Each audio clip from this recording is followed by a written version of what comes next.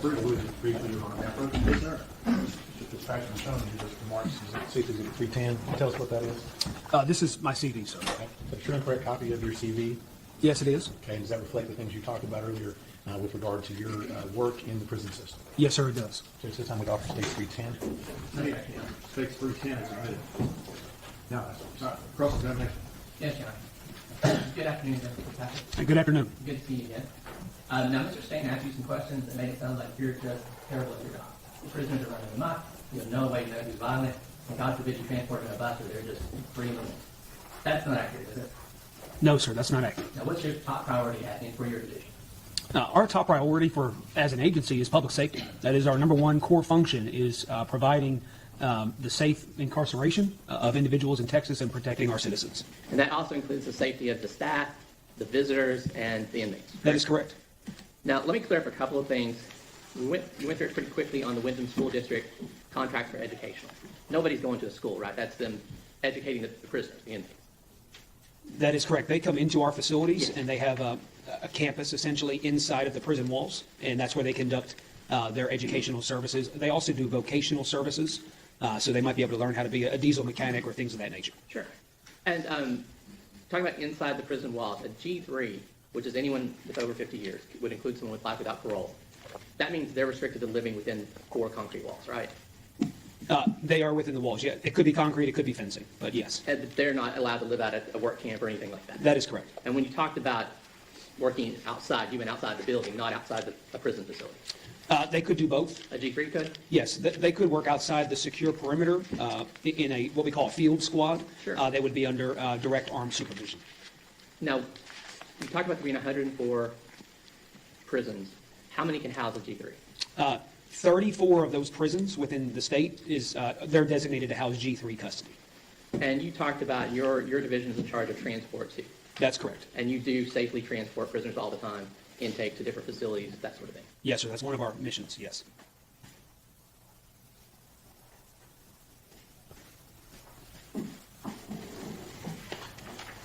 Now, let's back up and talk a little bit about some of the things we've talked about before. How many employees does TCDJ have? We have around 34,000 employees throughout the state. And how many inmates do we have approximately right now? This morning, the count was 142,464 incarcerated. And it's your job to determine, your division, I guess, not you personally, but your whole division's job to determine which facility best suits the needs of an inmate. That's correct. That is one of our goals. And that's an ongoing process throughout their incarceration. That's correct. So when we're talking about reviews every 6 months, that's not because you're looking to be easy on people or turn loose. That's because you're wanting to be current. That's correct. That 6-month time frame was more specifically geared towards when someone gets a disciplinary infraction. Sure. But there are many reasons why someone could receive a classification review. It could just be because they've been accepted into a new program or things of that nature. So it is very fluid, and it does change often. Now, let's talk a little bit about that. That determination involves more than just security, right? Correct. And what are some of the other things you're looking at? Some of the biggest driving factors behind classification and placement is going to be their medical needs. Mm-hmm. So, for instance, if someone needs dialysis, well, that 104 prisons becomes much smaller on the options that I have on where to send and place somebody. Their mental health needs, their treatment needs, programming needs. So classification is surely a dynamic process of systems that encompasses a lot of different correctional professionals, medical professionals, all giving input and using tools to best assign someone where they fit.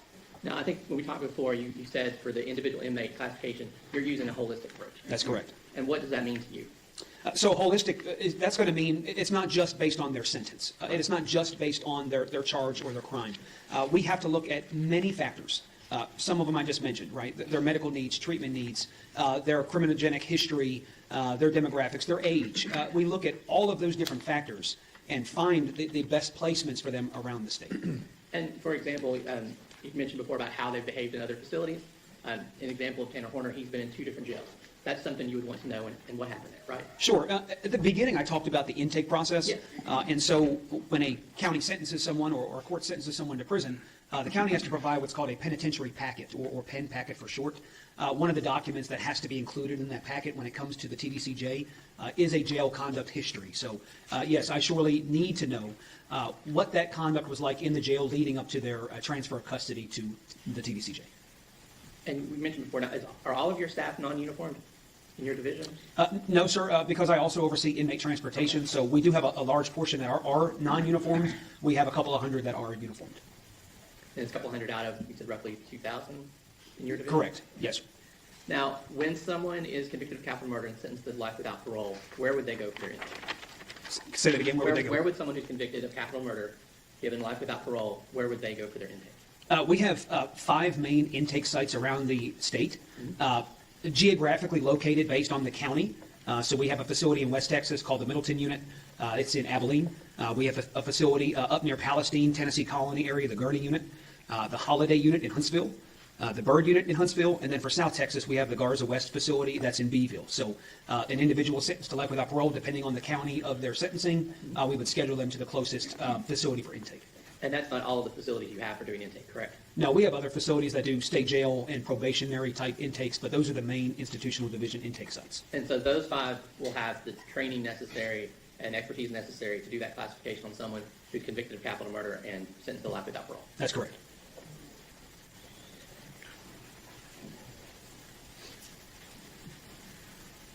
We talked a lot before about the 2 different ways that they could reside, either with a cellmate or in a dorm. And some of those dorms are pretty large, right? Yes, sir.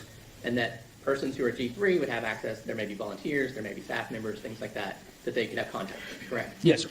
And obviously it's your belief that they can have that contact and you can still maintain safety for the public, for the staff, for those visitors, for the other inmates. That is correct. That is the goal of the correctional staff on those facilities, is to provide those opportunities for folks that are trying to better themselves and trying to have a positive adjustment while in prison. One of our foundational missions outside of public safety is rehabilitation, because that directly impacts public safety. The vast amount of our inmates are getting out at one point. Last year we received 56,000 new inmates. We released 50,000. So those people are going to go out and live next to you and I, again, based on their sentence.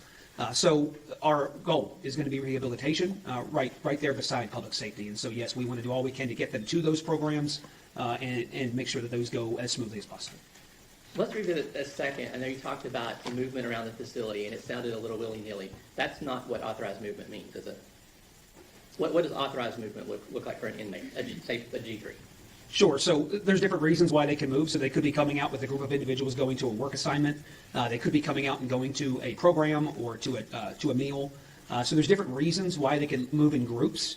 There's also many reasons why they can move individually. So that example I gave earlier about the medical appointment, they wouldn't necessarily be going in a group. If just that one individual had an appointment, they would show their slip, essentially, and the officers would let them out, and they would walk through the hallways to go down to where their appointment was. Is that what we mean when we say there's either a mass movement or they could have a pass to go somewhere? Sure, yes. Now, as part of that classification process, do the inmates receive a complete medical workup? Yes, that's happening in tandem with the classification process. So during intake and then afterwards as well, they see nursing staff, they see medical providers, and then their electronic medical record is updated by the university partners, the medical partners. And when the EMR, the medical record is updated, that feeds into our inmate management system. And so we can see the vital data that we need. We're not going to see, for instance, someone's diagnosis, but we would see if someone, say they need a bottom bunk because they can't climb into the top bunk. So we would see different living and work restrictions that would impact how we assign people. Okay. And in those 34 facilities, you're able to make those accommodations? Yes.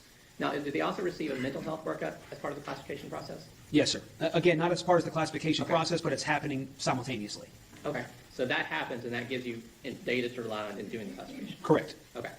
So let's describe that quickly. You described the medical, uploading their information, and there was a medical exam as well? Yeah, so there's different medical evaluations, and they put that information into the electronic medical record, and then out of that, our system pulls vital pieces of information that could impact their housing or job assignments. Same thing with mental health. So, for instance, if someone is in a crisis event or has some kind of critical mental health need, the mental health providers might tell us, well, that person needs to be assigned to a specific inpatient program, which would give them a certain psychiatric score is what we called it. That would then tell us that individual can't live on certain units. They can only live at inpatient mental health units, as an example. There's other things far down that spectrum where it might just say, well, he or she is taking medication. Well, that medication is not going to dictate where they live. Okay. So that's both an exam, and I assume they're looking at mental health records. Yes. Now, is G3 the minimum classification for someone who's convicted of capital murder and serving life without parole? Yes, that is the minimum. So they would never be in G2. That is correct. What is institutional adjustment? The way I like to best describe that is when they arrive to the institution, how well do they manage that change? How well are they interacting with other inmates, with the staff, with volunteers, anyone else around them? Are they complying with rules and regulations? And ultimately, are they making the most of their time, or are they going down more of a negative path and violating rules and regulations and getting themselves into trouble? So it's how they are adjusting to prison life. But once again, are you looking at how the institutional adjustment on the county level too? Is that something you take into consideration? We do evaluate that during intake, yes.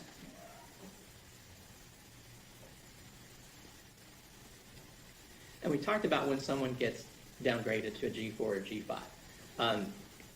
Those inmates would receive additional restrictions, I assume? Yes, sir. And you talked about you have different restricted housing available.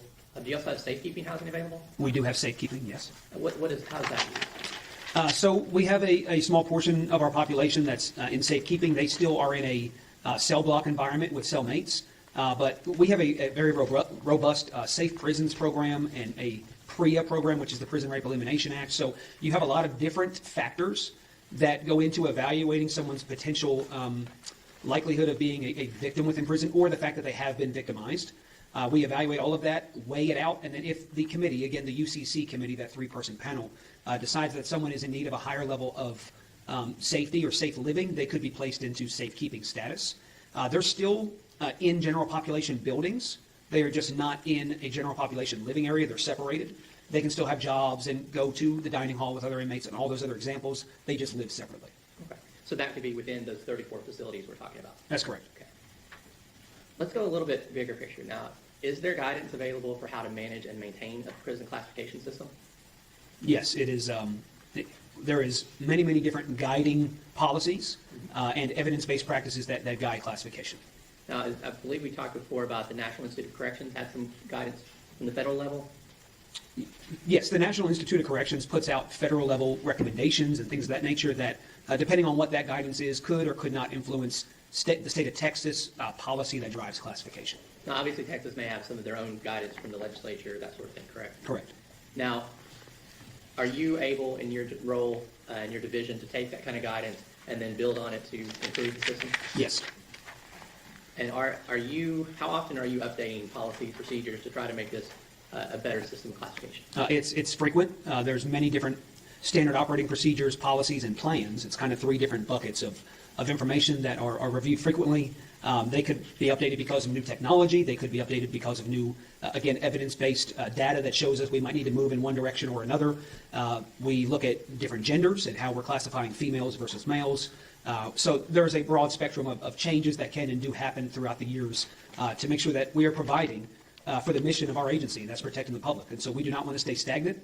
We always want the most informed decisions guiding how we play out our mission in the state. That was going to be my next question. And I assume when you talk about a prison being kind of a city, a secure city, you're also looking out for everyone within that city. That's correct.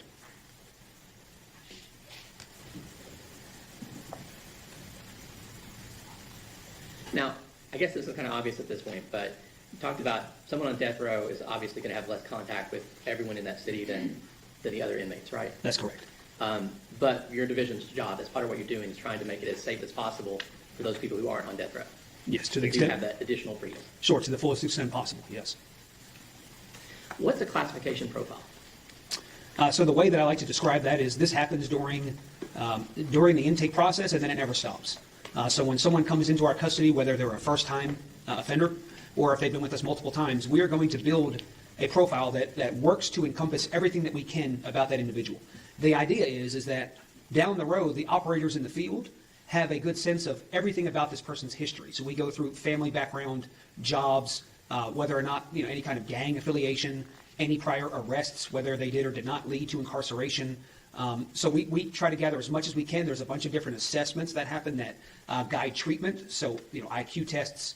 We do an adverse childhood impact evaluation. We do the Texas Christian University drug screenings. So there's a bunch of different tools that are used during intake to build this foundational profile about every person that comes in our door. And then throughout their incarceration, that profile is constantly updated, again, based on that institutional adjustment. So how they're behaving, things could change from day to day, and that needs to stay current. And is that information useful in fulfilling your primary goal? Yes, it is useful. Now, we talked about, I mentioned a second ago that the prison is kind of a city behind the walls, but this is a city that has 24/7 security, right? Yes. And the inmate movement is restricted, Yes. and the staff members are properly trained, Yes. and the civilians who enter are appropriately screened. They are screened, yes. So, in your expert opinion, is the process that you're using a reasonable and effective way to house someone who's been sentenced to life without parole while ensuring the safety of the public, your staff, the visitors, and the other inmates? We do all we can to provide for the safety of the staff and for the public, so yes. That's what it's shown. Read, Rick. All the same exam processes that you went through and talked about with regard to someone serving life without parole in the prison system, did those exist in the Polinsky unit on death row? Yes, sir. Okay. And you talked a little bit about your goals and what do you use to be effective and provide a safe and effective place. But regardless of your goals, does violent conduct against staff still occur? Again, just like the society analogy, we have laws to prevent violence against citizens. When you are dealing with a prison environment and in a society that's built up of, or made up of hundreds, if not thousands, of convicted felons, no matter how hard we try as an agency, we still have violence and concerns within prisons. Is that your same answer when it comes to potential violence against volunteers that have been screened and in your prison system? Yes. That's what it is. Mr. Goble. A couple quick questions. For the G3s, are there any incentives for housing, things like that, that are available to them? There are some incentives. So again, this goes back to the conversation of parole eligibility and hope. And so when I talk about hope within a prison, hope is a very intrinsic thing a lot of times. It's hard to tell who is going to act out because they do not have any hope. So we have, as an agency, an obligation to try to incentivize someone who may not, in other words, have any incentive because they might not be have a parole eligibility. So we do have some certain living environments within some of those prisons where if someone does not get a disciplinary case for X amount of years and they show good behavior and they're working hard at their job assignment, they might be able to live in an incentivized dormitory. But they're still within those 34 maximum security prisons. It's just certain dormitories within those prisons. Okay. So there is positive reinforcement for even someone who's sentenced to life without parole. Yes, that's correct. And I guess specifically it's already been testified to that Mr. Horner had no disciplinaries at the Wise County Jail or at the Tarrant County Jail. That's something your division would take into consideration in building his profile. Correct. Up until the last day of his incarceration in the jail, and then leading up to the transfer to our custody, we would get that up until that very last day, and the county would let us know his behavior. That's what it's shown. Mr. State. Nothing further on. May this witness be excused? Yes, sir. Yes, Your Honor. Thank you, sir. Thank you.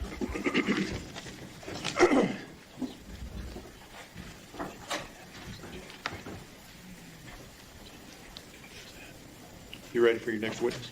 Yes, Judge. Okay.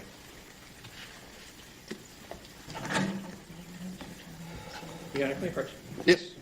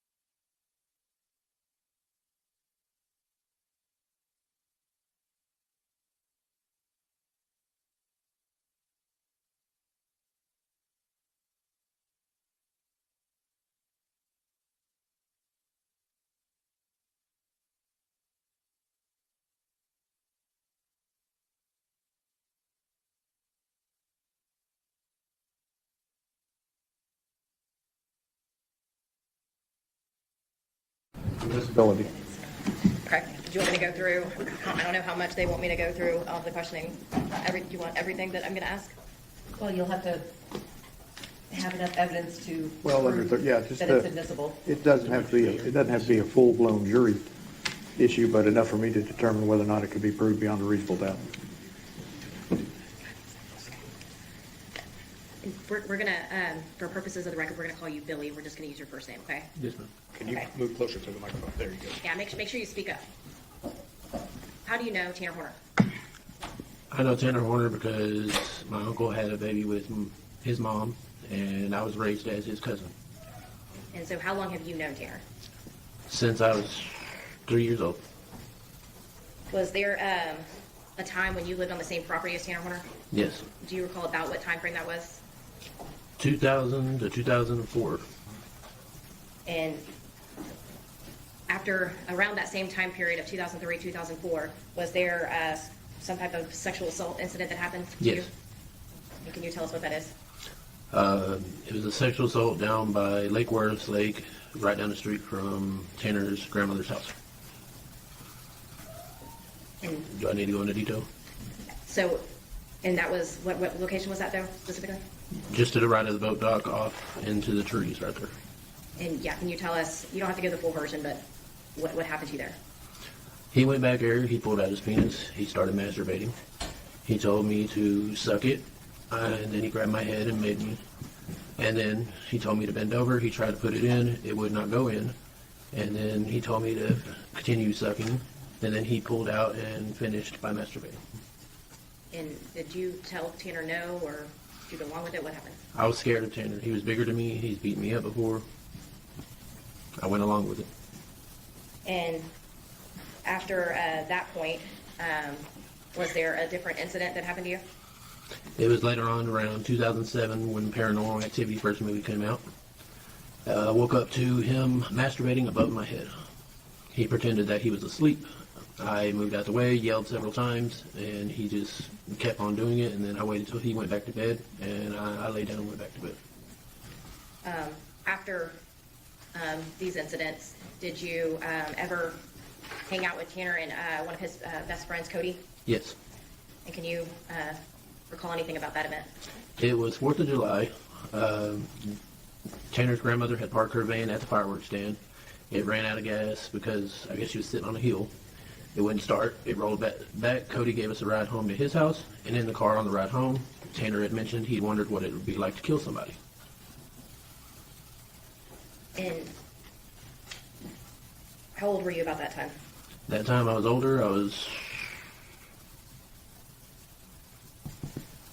Had it been 2008 or 9. And so that first sexual assault was around 2003, 2004? Mm-hmm. And the second sexual assault was 2007? Mm-hmm. How old were you at those times? 2004, I would have been 10 years old. And 2007? Let's see, 13, 14, somewhere around there.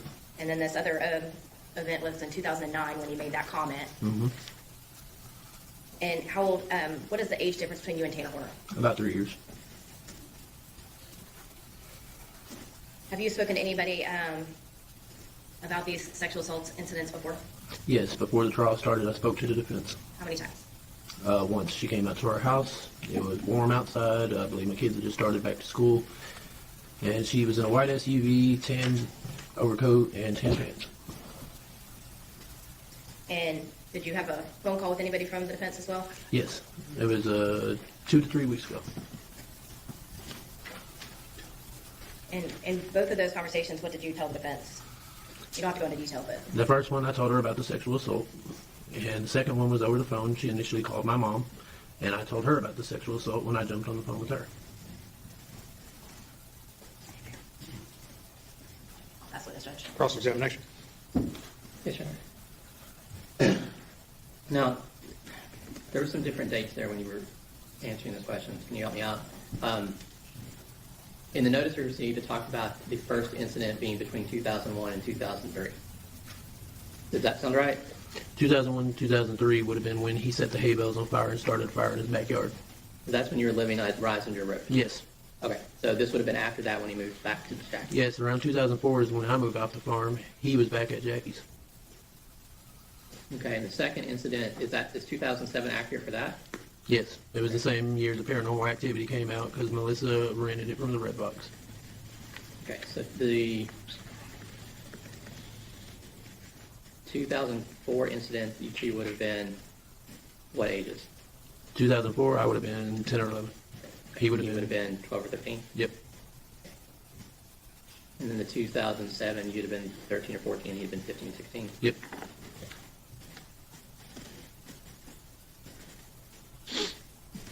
And the statement about wondering what it'd be like to kill somebody, you said that was 2007? That was around 2007, 2008. Okay. So once again, he's 16-ish. Yep. Is that a yes?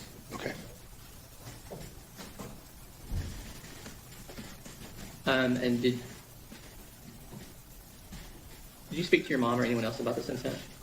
No, I never told my mom about the sexual assaults or any of that.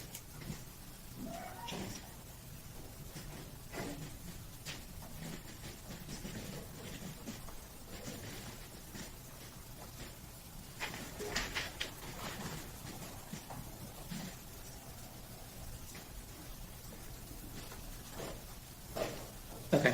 Now, when you say you spoke to the defense, you don't mean Susan, right? No. Over the phone call the second time, she named herself Shawnee.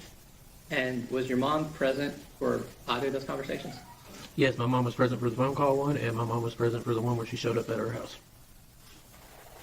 I just happened to be at my mom's house when she showed up.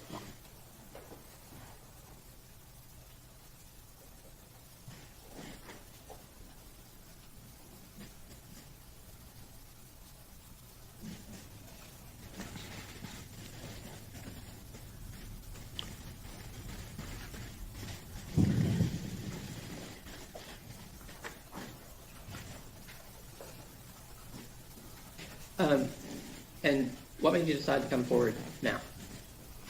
The fact that he killed a kid and it's the truth needs to be told.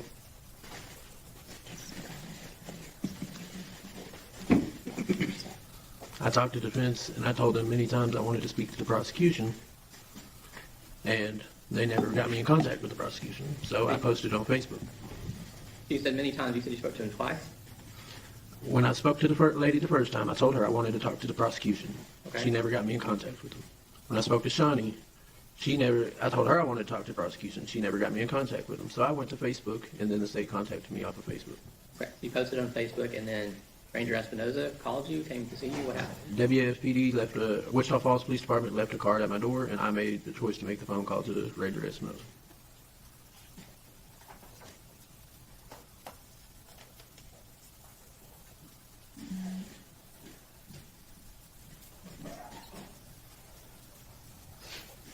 You're not passing with us. Redirect. Nothing for the right now, Judge. Any objections? Here, I object on the grounds of that basically surprised even the last supplemental information we had at different dates than he's testifying to here today. This witness was not, we've had a long extended time to deal with the extraneous acts. This witness was not noticed to us before the trial started. Those objections are overruled. He'll be allowed to testify, and you may have a running objection to his testimony throughout his testimony. Both sides ready for the jury? Ready, Judge. Let's go.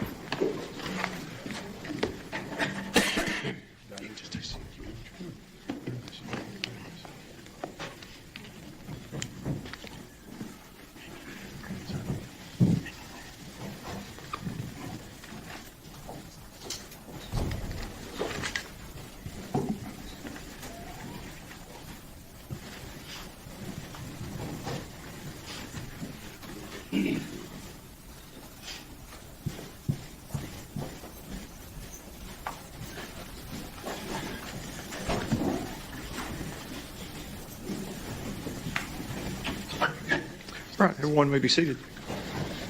Ms. Dewell. Thanks, Judge.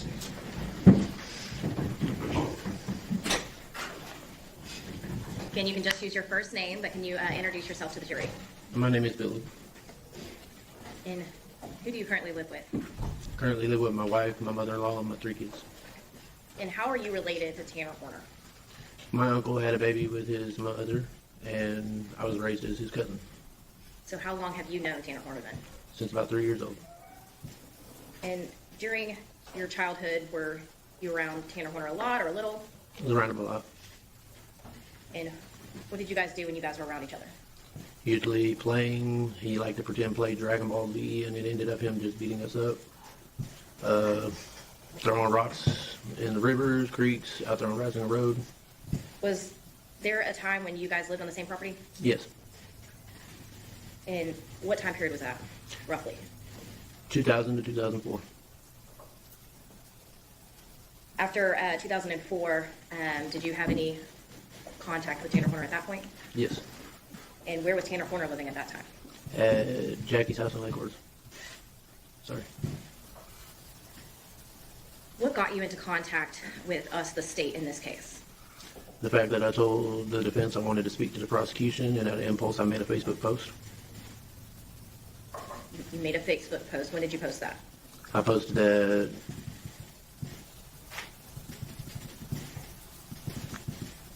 2 to 3 weeks ago. And what did you post? It was a post about, let's see, zero is fabricated.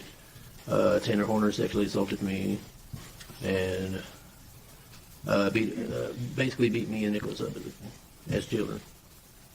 And when did you meet with the state prosecution for the first time in this case? Roughly. 26 of last month. So of April? Yeah. From that Facebook post, you just mentioned that there was some type of a sexual assault. So I'm going to ask you a few questions about that, okay? Yes, ma'am. All right. The event that you posted about, and you don't have to be exact on dates, okay? But do you know about when that first incident happened? The first sexual assault? Yes. The first sexual assault happened right around 2004. And where did that happen? Down the street from Jackie's house, Lake Worth Lake, by the boat dock, off in the wooded area. And you say from Jackie's house. How far away from Jackie's house is this boat dock? Not even 5 to 10 minutes. So how did y'all get there? Walk. So it's 5-10 minute walk. Mm-hmm. Did you guys go there frequently before this, or have you been there before? Yeah, me, him, and Nicholas would always go play at the park, go down to the lake, climb on the rocks and all that stuff. They had piles of sand out there. And then one day, Nicholas didn't want to go with us that day. Now, how old are you at that time, and then how old is Tanner Horner at that time? I would have been about 10. Tanner would have been about 13. So Tanner Horner's about 3 years older than you. Mm-hmm. At this time, is Tanner bigger or smaller than you? He was bigger than me. Can you go ahead and tell the jury what happened on that day? About the whole sexual assault. Yes. All right, it started off as we were all going to go play down at the park as usual. We ended up walking down the street. Tanner wanted to go to the boat dock. We ended up going off into a little wooded area of the boat dock. Tanner immediately pulled out his penis, started masturbating. He told me to get down and start sucking it. I was scared of Tanner at the time, so I did. And when a little bit of time goes by, he tells me to bend over. He tried to put it in. It would not fit, I guess. So he turned around and he had me suck it some more, and then he finished by masturbating next to the tree. At this point, why were you scared of Tanner at that time? Because he would like to pretend play Dragon Ball Z, which ended up him just beating us up and kneeing us in the stomach.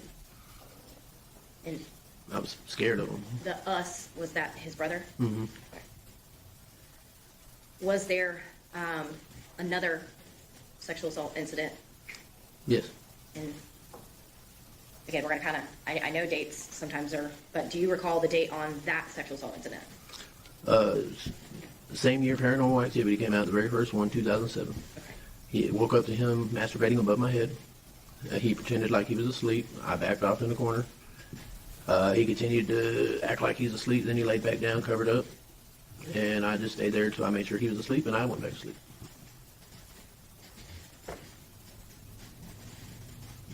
Now, at this point, I think you were probably around 12, 13 years old, Mhm. with the 2007 incident. Mm-hmm. Yes. Yes. The court reporter has to take down all your answers. Sorry. No, it's okay. So just say yes or no. Yes, sir. So after these two sexual assault incidents that happened to you, past when you were 13, did Tanner Horner ever sexually assault you again? No, he didn't sexually assault me again. Okay. After this point, though, did you still have some contact with Tanner Horner? Yes, I got dropped over there to hang out with him. My parents were going through their own issues. And was there an occasion where you hung out with Tanner and his friend Cody? Mm-hmm. And can you tell us about that? Your Yeah. objection, hearsay. He hadn't testified as to anything said. Don't testify as to what other people told you. You can testify as to what happened. That's right, what I heard, right? No, you can't do that. You can only testify as to what you saw. I saw directly from Tanner. Rephrase your question. Can you, when you hung out with Tanner and his friend Cody, did Tanner Horner make a statement to you? Yes. Objection, hearsay. Over, And what did Tanner say? Tanner said he wondered what it would be like to kill somebody. How do you remember that statement? It triggered in my head when he actually did kill somebody. And do you recall about when this happened? It was 4th of July. It had been after 2007, so about 8 or 9. So 2008 or 2009? Mhm. The sexual assaults that you posted about, you just told us about, who else have you told about these? I told Objection, him. relevance. sustain. No, hold on. She'll ask you a question. Now, Billy, in 2015, did you get arrested and ultimately convicted for a solicitation of prostitution charge? Yes. That did not involve a child, though, did it? No. Have you ever kidnapped, sexually assaulted, or murdered a child? Objection, No. relevance. Sustain. I'll pass on this, Judge. Cross-examination.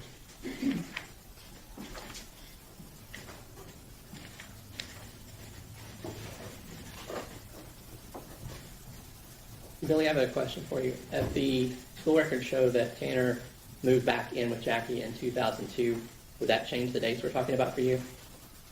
I guess I'm going off my memory. Okay. So if he was in the Azle School District in 2002, then we back those years up a couple years. Would that still fit your memory? Would you may have been, what would that make you? Maybe 8 or 9 and him 10, Probably, yeah. something like that? 10, 11, something, 9, 10, something. Now,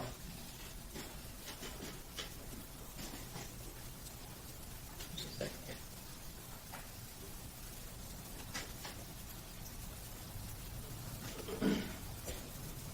Now, the second incident, when you two were teenagers, there was no physical contact? No physical contact.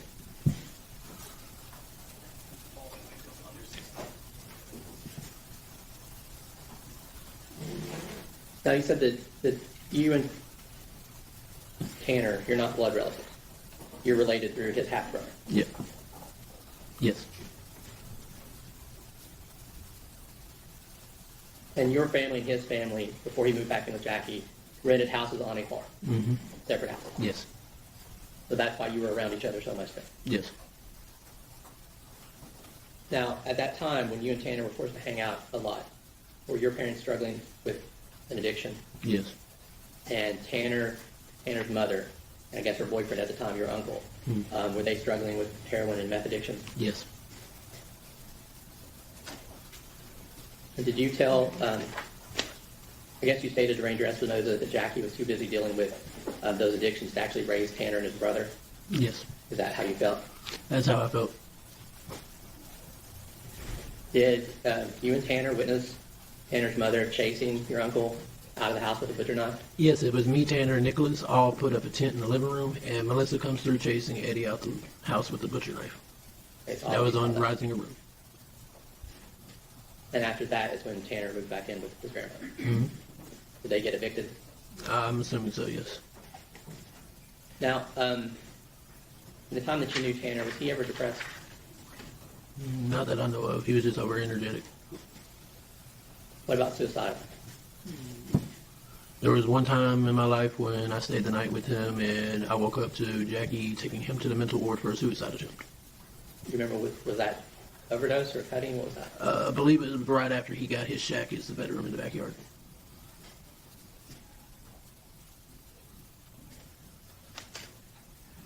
Give me 1 second.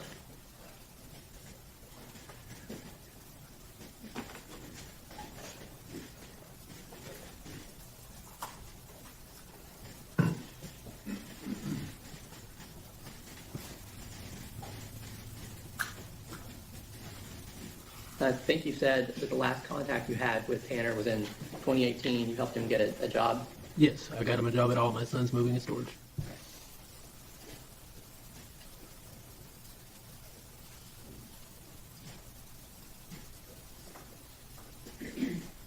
Pass witness, Your Honor. Redirect. Very briefly, Judge. Seems like the dates may be a little foggy, but is what Tanner Horner did to you, is that clear in your mind? Yes, Why come forward now? I figured the truth needs to be told. He deserves to pay for everything that he's done. Objection, Your Honor. Court's ruled on this in a motion limiting. All right, sustained. The jury will disregard the last statement. I'll pass witness, Judge. Mr. Goebel, That's accepted, Your Honor. may this witness be excused? Yes, sir. Yes, Judge. Thank you, sir. You go with the bailiff. I got to do one more thing outside your presence, okay? So let's take our afternoon break. I'll call you right back in.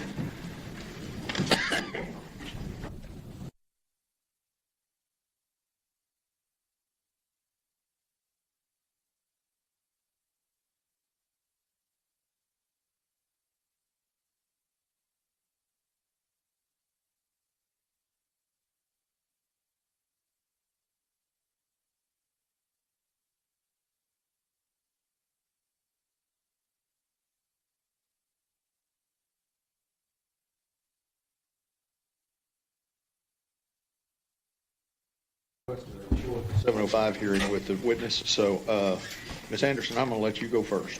Okay. Dr. Rambula, how are you? I'm good, thank you. Dr. Rambula, have you received any additional records since we spoke, or actually since you wrote your report in April of 2026? Yes. What records have you received? Numerous reports by your expert witnesses. Some of the notes, I didn't review all of them. The handwriting, I think, of Dr. Ryan was not as bad as mine, but I had trouble reading it. And then, let's see, I looked at the testimony from Cassie as well. And then I just listened to Billy's testimony today. Did you listen to any of the experts who testified in this matter? Briefly, there were two that I was able to follow about an hour each one. Who was that? The first one, I think it was Dr. Specht. I'm not sure. He was from A&M. Dr. Edens? That's it. That's him. Yes, sir. He might have been the first witness you had. And then briefly, Dr. Ryan last week sometime when she was on direct. Okay.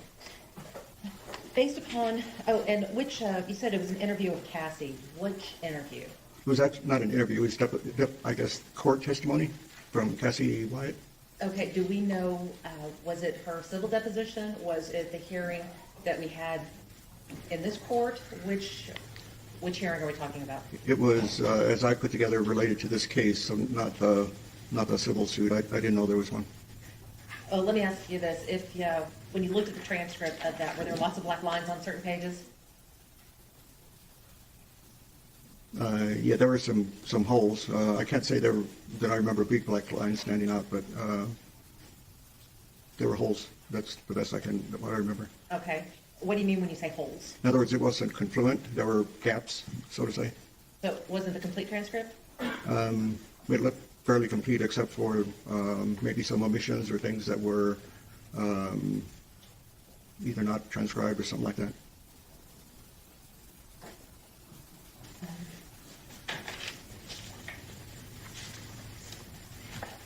We had a hearing that began in December of 2025 and continued in April of 2026, wherein we discussed your testimony and your findings. Do you have any additional findings or conclusions in addition to the report that you've already produced? Yes. And what are those? Based on me looking at the records again, I remember that hearing where I hadn't reviewed for that, and the expert reports, the transcript, the testimony today, I do have an opinion regarding future danger. And what is that opinion? That based on the evidence, there is a probability that Mr. Horner will commit violent acts and constitute and be a continuing threat to society. I think I'm paraphrasing the statute, but I don't remember it by heart. What do you base that on? On the statute, it has to do with the statute regarding future dangerousness in sentencing hearings. I understand that, but I'm asking upon what evidence are you Oh, I basing see. your Okay. opinion that he constitutes a continuing threat? So previously, I expressed concern about his temper, his ability to control himself, the outbursts he had.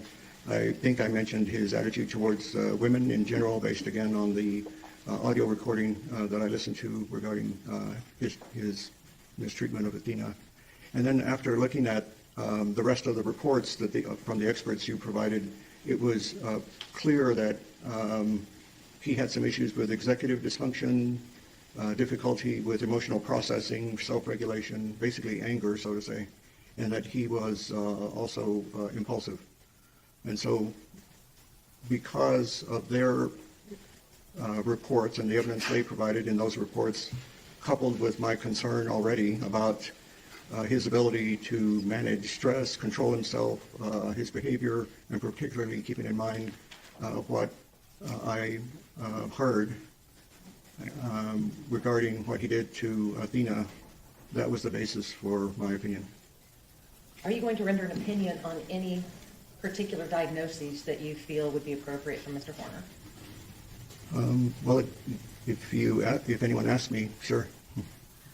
What diagnoses Okay. do you feel would be applicable to Mr. Horner? So based on let's see, let me state it this way. So when I submitted my report, I had reviewed records that covered approximately 20 years of his life, perhaps more than that.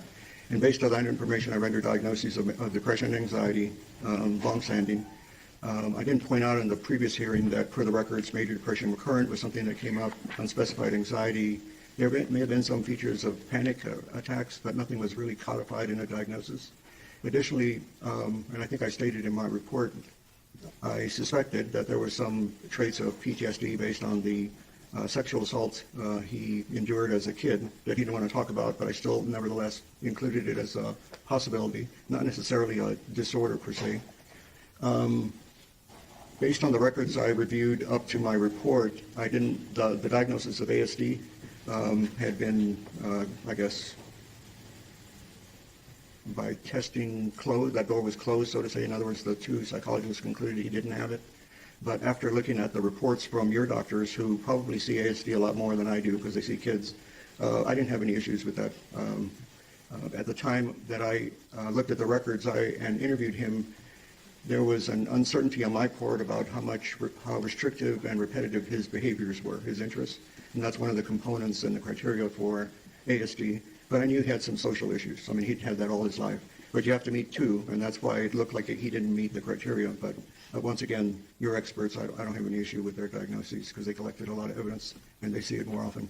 I spoke about personality pathology. That remains the same. He has significant features of antisocial personality pathology. There may be some borderline personality pathology undercurrents in there as well, perhaps narcissistic, and that's about it. And lastly, after my evaluation, I was not very impressed with the amount of drugs that he had been using before. He rather minimized that, and so I took his word at face value. And I saw some inconsistency in the records regarding his drug use, but your experts, particularly Dr. Ryan, uncovered a lot of evidence that he was using drugs a lot more. So I didn't identify any particular drugs. I just knew that he was using marijuana, cocaine all of a sudden, and it looks like there were some hallucinogens as well. What about paraphilic disorders? The same. He has some features of sexual deviance, and I referred to that.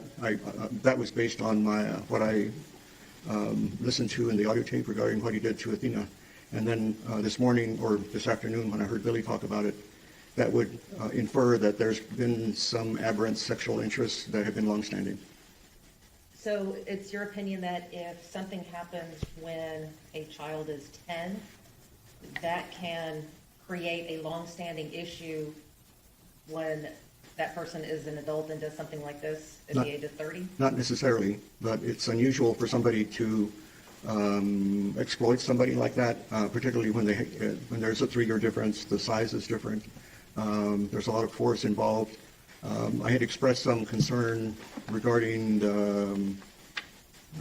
how forceful he was during sexual activity with his peers, and that's normal as long as everybody's consenting. But there was a question about Cassie, saying I'm apt to stop here, so he was perhaps pushing the limits more. And then when I read her transcript, she talked about some of the role playing that they did. In particular, what caught my eye was when they role played that he was her daddy and she was a little girl, which could very well resemble what happened between him and Athena. But you would agree with me, though, that that's not terribly uncommon. I mean, we see movies back from the 60s and 50s talking where a woman is calling her paramour daddy. Right. The role playing per se was consensual. It was like people explore, but I can't disregard the similarity between their role playing and then him acting out in a sexually deviant manner with Athena. And it's not unusual where that sometimes can occur when somebody acts sexually deviant towards another. It doesn't, you're right, it doesn't mean that it's going to happen, but those can be some warning signs when they show up in the records or somebody self-report. And so you've read the records, you've read the reports from all of our experts, so you know that around the time that this happened with Billy, that Tanner himself had been sexually assaulted in a similar manner. Yes. And that wasn't of any significance when you looked at both of them? The significance that to me was clinically apparent was the difference in ages. And when I say that, in other words, if Tanner had been at that age, at whatever, 13, 12, whatever it was, 10, acting out with another 10-year-old or a friend from school, that happens. But when that type of activity occurs with somebody that doesn't want to participate, there's a big difference in size. Between let's say a fifth grader versus an 8th or 9th grader, that's a pretty big difference in developmental years. So that is a big difference. I'm not saying that laid the groundwork for what he did, but I didn't disregard it, and it certainly caught my ear, given the types of individuals I've evaluated in my sexually violent predator hearings that I participate in. I'm sorry for interrupting. In this particular case, we're dealing with a 10-year-old and a 7-year-old. Right. So we're talking about two prepubescent children. I understand that. Right. Okay. You keep trying to put him in different grades. You'd agree with me that you're not going to find a 10-year-old in the 6th or 7th grade. Probably not. Have you made a diagnosis that Tanner meets the diagnostic criteria for any of the paraphilic disorders? No. Have you made a diagnosis that Tanner meets the criteria for antisocial personality disorder? No. So the only thing that you're here to testify to is that Tanner, based upon the records that you reviewed, that there's a probability that he would commit criminal acts of violence that would constitute a continuing threat to society. That's my opinion. The change in my diagnosis was that based on the evidence your experts collected, I didn't have any issue with that.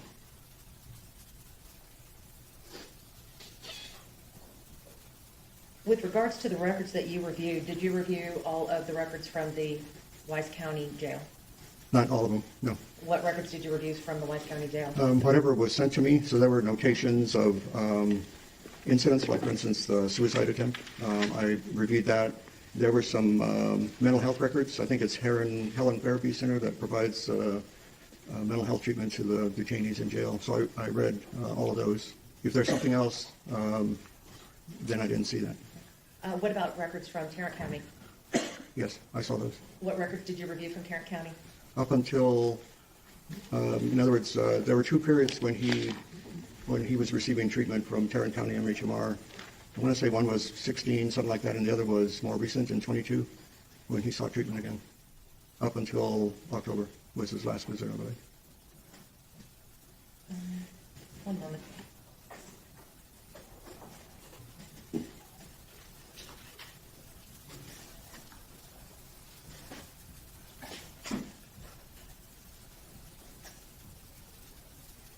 Dr. Rambula, just one last thing, and it had to do with the records. Did you receive any of the Tarrant County MHMR records from the state? Yeah, they're listed in my report, and I haven't reviewed any subsequent records from Tarrant County MHMR. Okay. Pardon me, I've lost your report amongst all my papers. Hold on one second. Okay.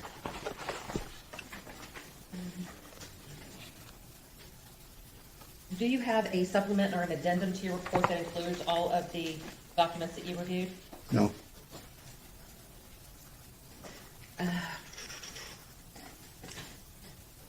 I think that's it, Your Honor. Mr. Berry? Yes, Your Honor. Dr. Rambula, are you, in addition to the diagnosis that you've already stated in your report, and then just regarding the possibility of future danger and in your questioning with Ms. Anderson, are you also going to offer, some characteristics that are found in both the paraphilic disorder and the personality pathology that you observe potentially with Tanner, whether or not he meets the full diagnosis, full criteria to be diagnosed with those disorders? If asked that, yes, I can answer. Your Honor, other than that, I don't have any further questions. Any further questions? No, Your Honor. Dr. Arambula, if you'll go with Deputy King for just a few minutes, we'll call you right back in, okay?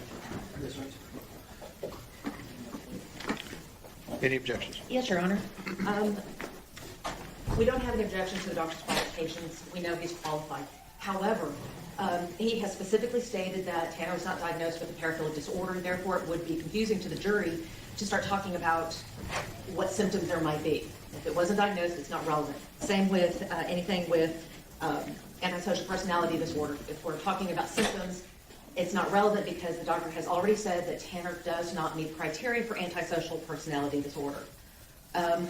We also have a couple of other things with regards to Dr. Arambula. One is he's used the term sexual deviance.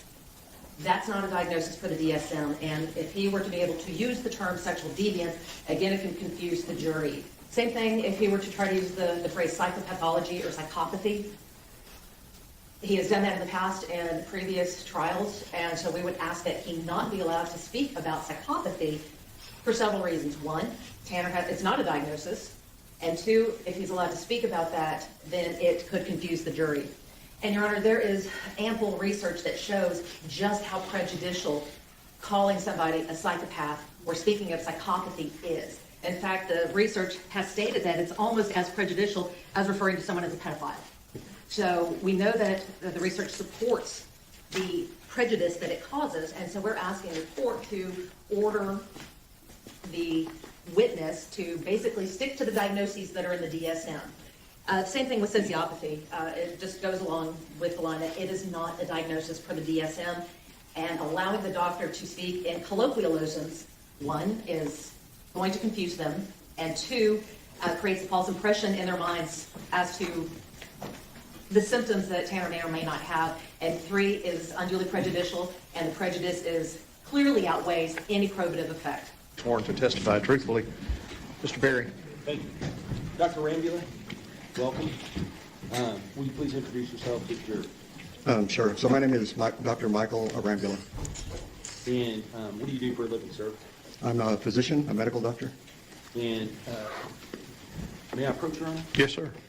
Dr. Arambula, as part of your involvement in this case, were you asked to provide a detail with your background and education and some other accomplishments as well? Yes, sir. And did you also, as a result of your evaluation of the defendant in this case, write a report? Yes. And did you also provide us with handwritten notes that you had made during that evaluation and after, in preparation for writing the report? Yes. At this time, Your Honor, I'll offer in evidence State Exhibit number 311, curriculum detail, State Exhibit number 312, the report of Dr. Arambula, and State Exhibit number 313, the handwritten notes of Dr. Arambula. No objection.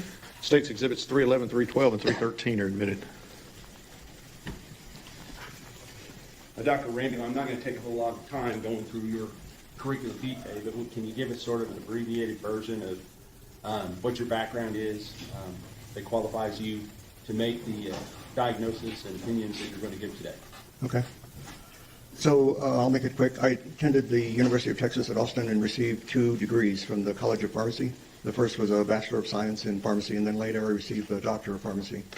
As far as why I'm a physician, I attended medical school at the Health Science Center in San Antonio, and I remained there for my internship and then residency training in general psychiatry. I completed that in the summer of '91, and then I spent a year in fellowship training, that's subspecialty training in forensic psychiatry in Chicago, and that was at Rush Presbyterian St. Luke's Medical Center.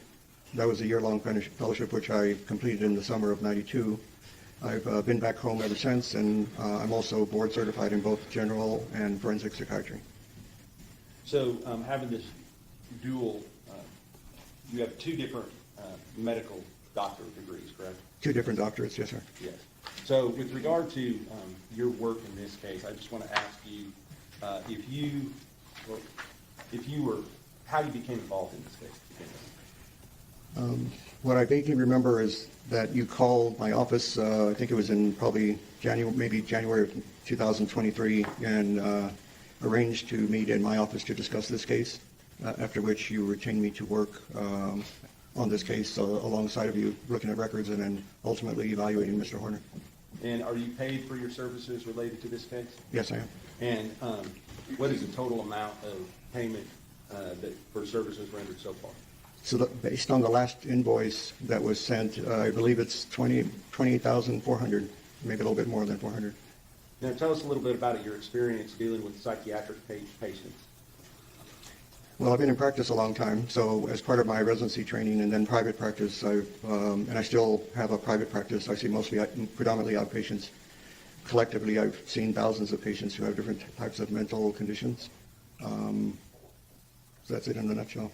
Have you evaluated persons that have similar mental illness or / mental conditions that you have seen in the defendant in this case? Yes, sir. Have you also evaluated people that have different personality pathologies like you have seen in the defendant in this case? Yes, I have. And as far as criminal cases, kind of talk to the jury just real quick about what you do related to criminal cases. Okay, so criminal case-wise, I've been in probably a few hundred criminal cases.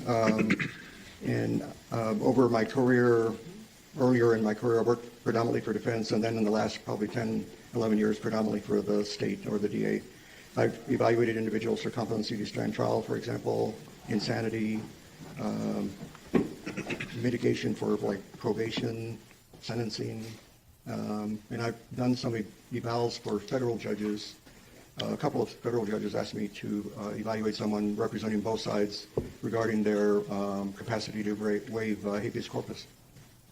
So with regard to this particular case, you said that you were asked to look over some records. Do you have a list of those records in your report?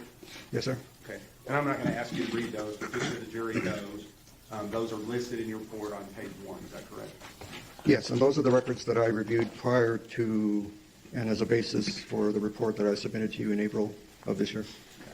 And we're talking about April of 2026, correct? Yes, sir. So now, at that time, was that report rendering opinions and diagnosis based upon an evaluation that you did of the defendant? The defendant and also the record review of Mr. Horner. So with regard to the record review, I want to ask you some specific questions. At the time that you did the record review and also the evaluation of the defendant in this case, did you know at that time that he was going to plead guilty to the offense when it came time to go to trial? No. And does that create some limitations with regard to whether or not you can give a complete evaluation of the defendant regarding punishment special issues? No, sir, because of the evaluation that I conducted, and before the evaluation I discussed with Mr. Horner that it would probably be related to guilt, innocence, and maybe sentencing after. So because of that informed consent, so to say, I collected information regarding both. I just didn't submit a sentencing report, so to say, because he hadn't pled guilty, or I didn't know what was going to happen, so I wasn't going to do that. Understood. So the type of report that you did submit to the court was based upon your knowledge at the time, which was that he had not pled guilty. Is that correct? Yes, sir. And in fact, up until that time, pled not guilty. Is that right? Right.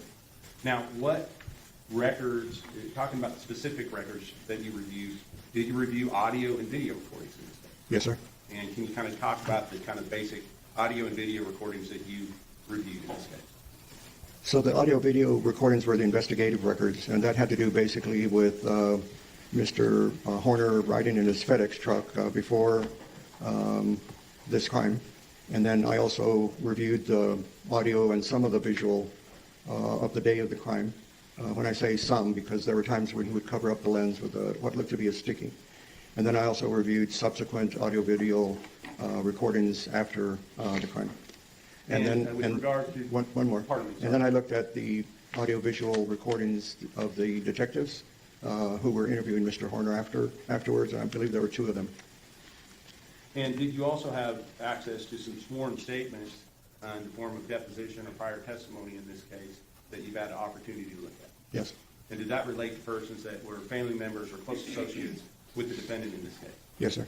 And do you consider those to be collateral sources as far as your opinions go in your evaluation of the defendant? Yes, they are.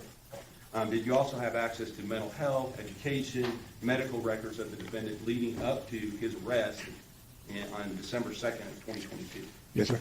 And are those also considered collateral sources that you used in making your diagnosis and opinions regarding the defendant in this case? Yes, that's correct. With regard to, are there a number of your findings in your original report that are based solely upon that documentation that you had prior to that time? Yes, that's the basis for my opinions. Now, as far as the investigative agencies that you referred to, did you receive records from all the different agencies that were involved in the investigation and the apprehension of the investigation of the murder of Athena Presley Monroe Strand and the apprehension of the defendant in this case? Yes, sir. And did you also review some records related to prior sexual assault victims that came from the Fort Worth Police Department here in Tarrant County? I did. Are those also considered by you to be collateral sources which you use to render your opinions and make your diagnosis in this case? Yes, sir. Now let's talk about what were you asked to do pursuant to a court order by Judge Gallagher in this case? Pursuant to that order, as best as I can remember, it was to conduct a mental health evaluation of Tanner Horner relative to the criminal proceedings going on at the time. And at that time, you were focused on possible guilt of the defendant, is that correct? Guilt, well, it's not for me to determine, it's the jury, but yes, it was the guilt innocence phase of the trial. And what date did that evaluation take place, or well, the interview take place upon? It was February 27th of this year And where did that interview take place? in this courtroom. So here in this room, is that right? Yes, sir. And who all was present during that interview between you and the defendant? So obviously, myself and Mr. Horner, there were three deputies, but they weren't standing next to us, but they were in the courtroom. And then Ms. Anderson came in and out periodically when Mr. Horner, we took a break so he could talk with her. And so at that time, did you have a discussion at the beginning of that process with the defendant regarding the parameters of the interview you were conducting and what that information could be used for? Yes, sir. Could you kind of describe that for the jury, please? So again, per my training, I do this with every case. I discuss who I am. I'm not here as a treatment provider. Who retained me? In this case, it was the state or the DA. That it was a court-ordered evaluation, and there were a couple of guidelines associated with that because it's court-ordered. One is that the information we talk about may not be confidential, i.e. the judge wanted a report, and so I was going to put it in the report, and if it came down to me testifying, then again, the information would not be confidential. And then the second guideline in these kind of cases is that when I asked Mr. Horner something, he didn't have to answer it if he didn't want to. And so were there some occasions where that actually happened? Yes, there were. So I want to kind of just have you tell me sort of in general about the level of cooperation that the defendant gave you during that interview for the evaluation. So generally speaking, he was pretty cooperative. There were some areas that he was not cooperative with, and so we had to take a break. And then with each successive break, he became less cooperative and worked up. And so I didn't pursue the last time that he didn't want to talk about something. I just let it go. And so if he didn't want to talk about something, did he avail himself of the opportunity to go and discuss it with his counsel? The last time. Objection, Your Honor. May we approach? Sure.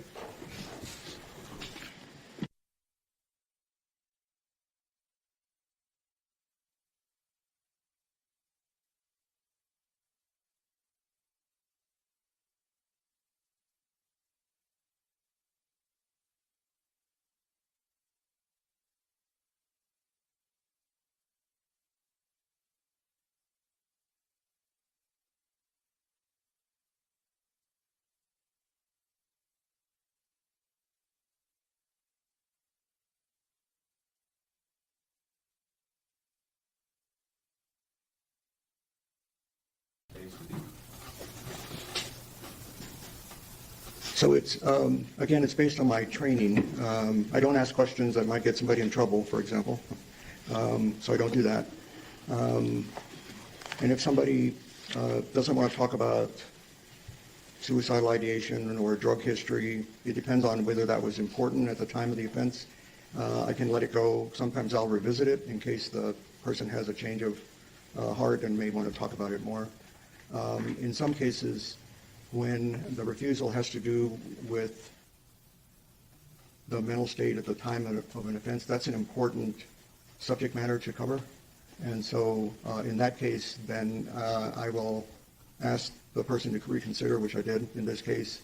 And then with further resistance, then I would suggest perhaps you might want to talk with your attorney. Objection, Your Honor. And then that's it. And then I let it go with that. And if they decide not to talk about it, then at least I've given them, the option to talk with counsel. All right, so let's talk about what is contained in your report. Can you just give us a brief synopsis of, not the details, but sort of the sections and how that report is set up? So if the jury wants to read through that report, they can do that. So the way my report is arranged is I list the medical records first, and then I'll list a synopsis of my opinions. Okay? When you see the history section, that's based on the records that I reviewed. So there are no opinions or analysis in there. And then within that section, I will add the interview, because that's also part of the history. And then after that, then I go on to the discussion section, and that's where I repeat some of the findings in the history section, arrange them according to diagnosis that I've arrived at based on the records and his self-report, and then also my analysis of what's going on and how it relates to the offense, if at all. And then that's about it. All right, so let's talk about your findings in this case. What opinions did you render as a result of your evaluation? There's actually a typo here. There are 6. The first is he had a childhood history of abuse. That was in the records. Okay, hold on. So childhood history of abuse, what abuse are you talking about there? Abuse I used in a larger term. His growing up with his mother, no offense to his mom, was not so stable. So there was some abuse in the form of neglect, things like that. Her and her husband at the time were argumentative, likely domestic violence, what I remember at the records, those kind of things. Okay. But as far as him being abused, other than this episode that's the sexual abuse that's been alleged, did you have any other specific incidents of him being abused and during his childhood? Just the abuse and neglect predominantly by his mom, and then the sexual abuse incident when he was around 10. Okay.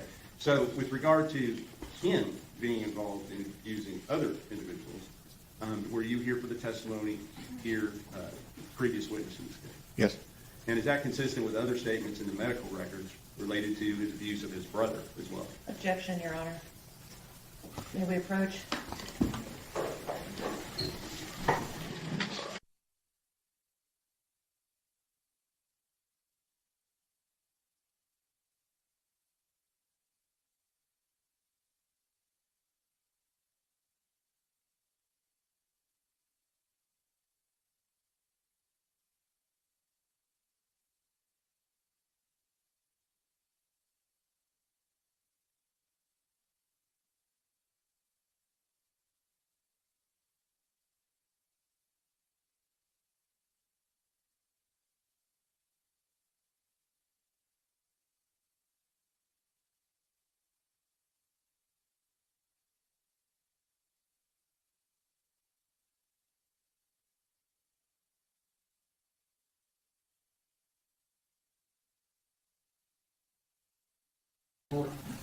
There was a history of him having mixed symptoms of anxiety and depression. Okay. And I think at some point you talked about possible PTSD symptoms, is that right? Right. And do you know whether or not he's been diagnosed with PTSD? Based on the expert reports that I reviewed after I submitted my report, some of the experts arrived at a diagnosis of PTSD, some did not. Prior to my report, no, there was no diagnosis per se of PTSD. So you have an expert that said he tested him and he did not have PTSD, so that's right. No. Now, the next finding with regard to your report, what was that? History of autism spectrum disorder, ASD. And there's been a whole lot of testimony related to that. I don't want to go back into that specifically, but one of the things that is that you see with regard to autism spectrum disorder is resistance to change. Is that Is that right? How would you say that? That's one example. Yes, sir. Okay. Did you call it something called an order of sameness? Yes. Okay, can you explain that a little bit? For some individuals, not all, but it depends. They like everything the same. It's consistent. They repeat behaviors. That's one of the criteria over and over, like along with that sameness. And then there's a rigidity. In other words, things have to be the same or people become upset. Not everyone, but some people who have ASD. Now, have you looked at you said that you reviewed the videos in this case, is that right? Yes, sir. With regard to the FedEx videos, were there multiple days which he was driving that were provided to you? Yes. With regard to the day of the offense itself, did you go over that thoroughly in conjunction with the transcript provided to you as well? Yes, a few times. And were you able to look at that transcript to determine whether or not what was said on those transcripts is things that you actually heard yourself on them? I did hear them. Yes. Okay. And so with regard to what occurred in the particular video on the day, what we'll call the abduction video, did you see his ability to adapt to change based upon changing circumstances? Yes. Okay, can you kind of explain that to the jury, what you saw? So after he initially abducted her and was not talking much with her, then he started asking her questions about her family, school, things like that. And it, at least by my observation, Athena seemed more calm by that. So that was an ability on his part to understand the situation, what was going on, and change his approach, as opposed to just picking her up and throwing her in the back of the truck. So that was something that I caught. And then under that immense stress of having started that crime, he was persistent in his activities with her, basically. And after the crime was committed and the body was disposed of, did you see his ability to change again? Yes, as far as not being detected, covering up what he did, those kind of things, yes. So were those things consistent with autism spectrum disorder or something else? It was not consistent with somebody who wanted sameness, for example, or couldn't problem solve under that kind of stress. And again, my presumption, and he said it was stressful, that taking the life of a human being is stressful.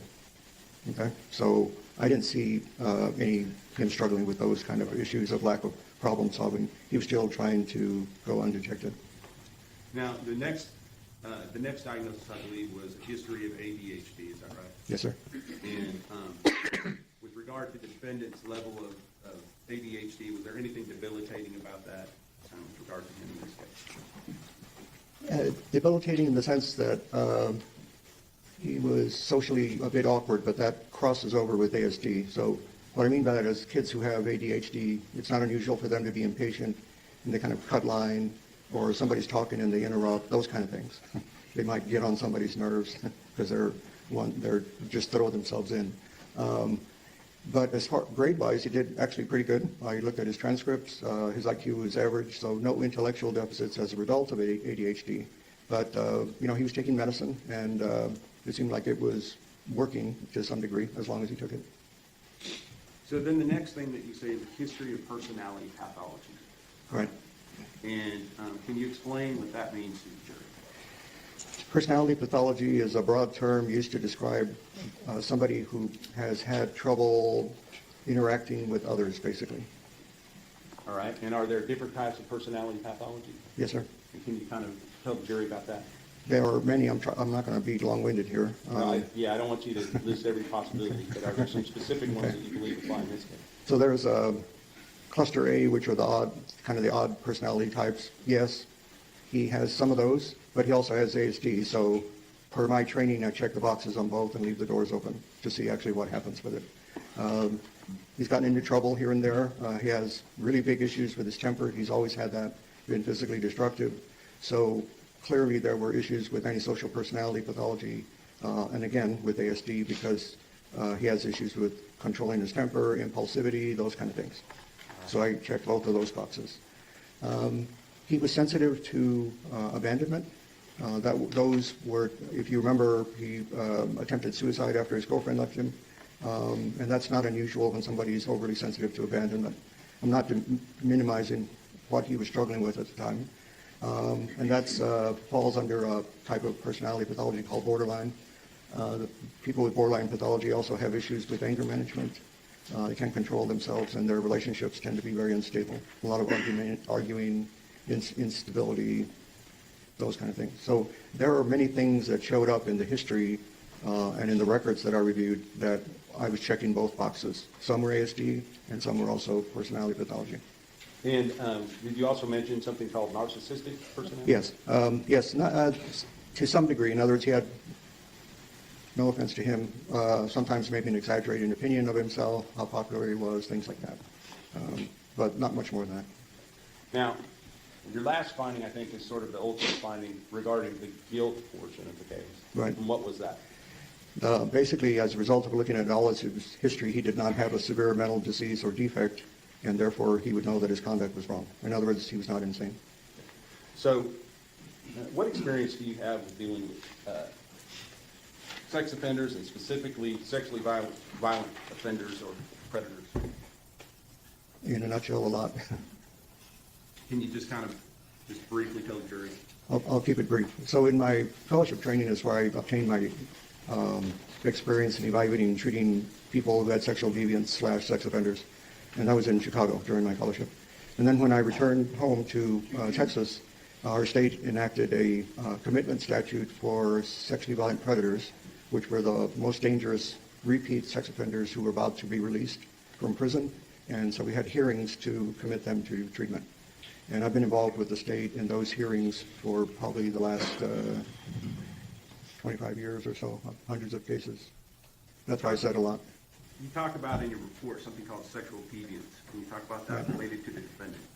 Okay, so sexual deviance in a broad term is an old classic medical term, and it basically correlates with a term you probably may have heard in this trial called paraphilia.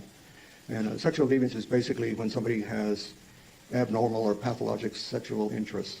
And it largely has to do with individuals who don't give consent, so that's primarily children, adolescents, underage, and women who are sexually assaulted against their will. Or maybe somebody flashes somebody on a corner and the people around they didn't consent to that. So again, consent issues. There are less of a subset where if somebody is overdoing it in sexual activities that interfere with what they're doing the rest of their days, then that could fall under sexual deviance also. All right, so talking about the evidence in the facts in this case, specifically related to the assault, or kidnapping, sexual assault, torture, and murder of Athena Strand, do you see evidence of sexual deviance on the part of the defendant? Yes. Can you explain that for the jury? So when I reviewed the audio recording, it was very clear to me that he abducted her primarily for sex. Because soon after he drove to the secluded spot that he had picked out, that's when he started engaging in sex with Athena. It's basically oral sex. He was teaching her how to do it, telling her what to do, threatening her, those kind of things. The things that I heard in audio recordings of victims in these cases, read about in investigative reviews of the victims in sexually violent predator hearings, all the same thing. So that's what stood out to me. So that's interest in sexual excitement with children is abnormal. And then the amount of suffering that Athena went through while he was victimizing her, that has some features of sadism. Sadism is where somebody either physically harms somebody or emotionally harms somebody, and it's part of the sexual experience. So there were two areas that caught my eye, looking through that interview and then correlating it with the transcript. Now, were there other things other than just the facts of this case that indicated paraphilic features to you? As far as more than just the other evidence in this case, besides the kidnapping and murder? So, to answer your question, interest, abnormal or pathologic sexual interest, they don't just show up all of a sudden like with kids. It's been brewing for some time. So I already knew that something had been going on. I didn't know why it was quiet, but something was going on, and that incident with Athena, it emerged. So that's the only thing I would add with that. Well, you've also reviewed reports regarding the Tarrant County victims. Oh, yes, I forgot about those, yes. and also you heard the testimony just previous to yours. How does that Yeah. influence you in those areas? So, let's see. So those are, in other words, when there are other victims involved, and these are alleged victims, by the way, so these are not convictions, that raises, for me, sexual versatility. So there are numerous outlets for sexual activity that are, and also, involving his wife and other women at the same time. So he has both features, but it's clearly versatility and increased sexual activity. Let's just call it that way. That's what drives the exploration and the versatility. Can you look at page 4? Do you have your report in front of you? I do. Can you read it's the third, page 4, and it's the 1, 2, 3, 4, 5th full paragraph. And it starts about the third sentence down where it says, he acknowledged the prior history of. And if you will continue that through the end of that paragraph. You see what I'm talking about? No, is that the first paragraph, Mr. Horner denied any history? Yes. Okay. So, but just, I'm not worried about what he denied. Okay. I'm more worried about what he admitted to. So if you would start with, he acknowledged the prior history. Okay, he acknowledged a prior history of sadomasochism and asphyxia, that's basically choking during sex, due to other women who encouraged him to participate. Okay, so he's saying that he has been involved in, what is sadomasochism? That's where the use of pain, the introduction of pain and humiliation into sexual activity, for some individuals, heightens sexual gratification. So spanking, hot wax, sometimes people use needles. Let's see, in his case, he reported inflicting cigarette burns during sex. So clearly, the experience of pain gets mixed in with sexual pleasure. And then he also talked about asphyxia. What is asphyxia? It's choking. And you understand that he pled guilty to strangling and Athena and asphyxiating her. Yes. A person that does this in a sexual manner, do they normally do that to cause death? In a normal manner? No. If a person is doing these in a legal manner, In a normal manner, or legal manner, asphyxia does heighten sexual pleasure.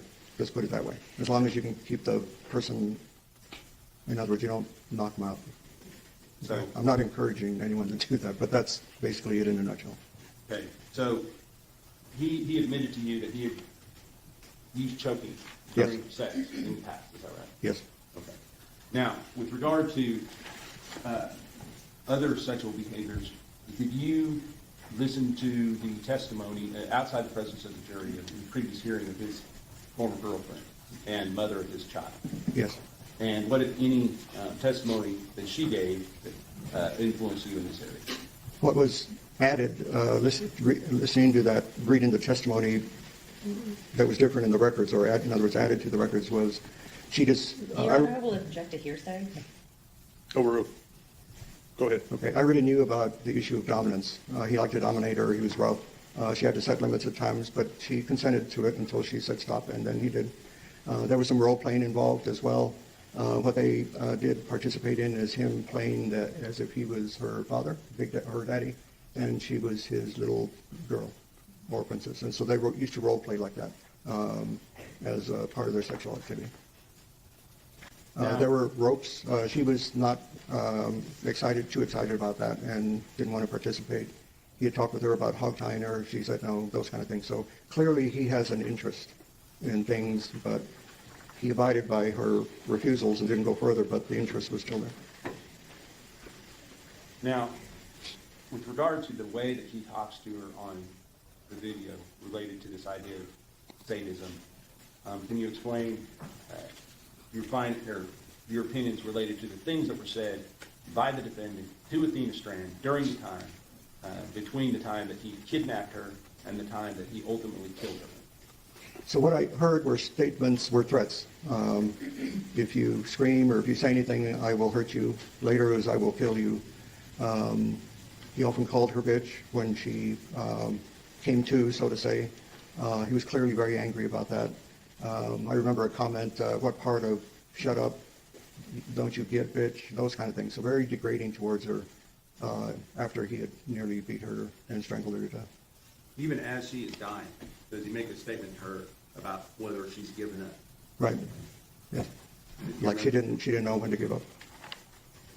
The talk about Tanner's reasons. Did he explain to you his reasons for covering the front-facing camera during the interview? With me, yes. What did he say to you? Just basically to cover up his drug use during work. Now, since you have reviewed the videos, were there times where he was actively preparing and then smoking marijuana on those videos? Using a vape, yes. A vape pen, yes. And but did you ever see any evidence of any type of cocaine use at all? No. With regard to premeditation, do you have an opinion about whether or not this was a premeditated act, not necessarily with regard to Athena herself, but with regard to a child on that day? Based on the evidence, yes, I can answer that. We object, no approach.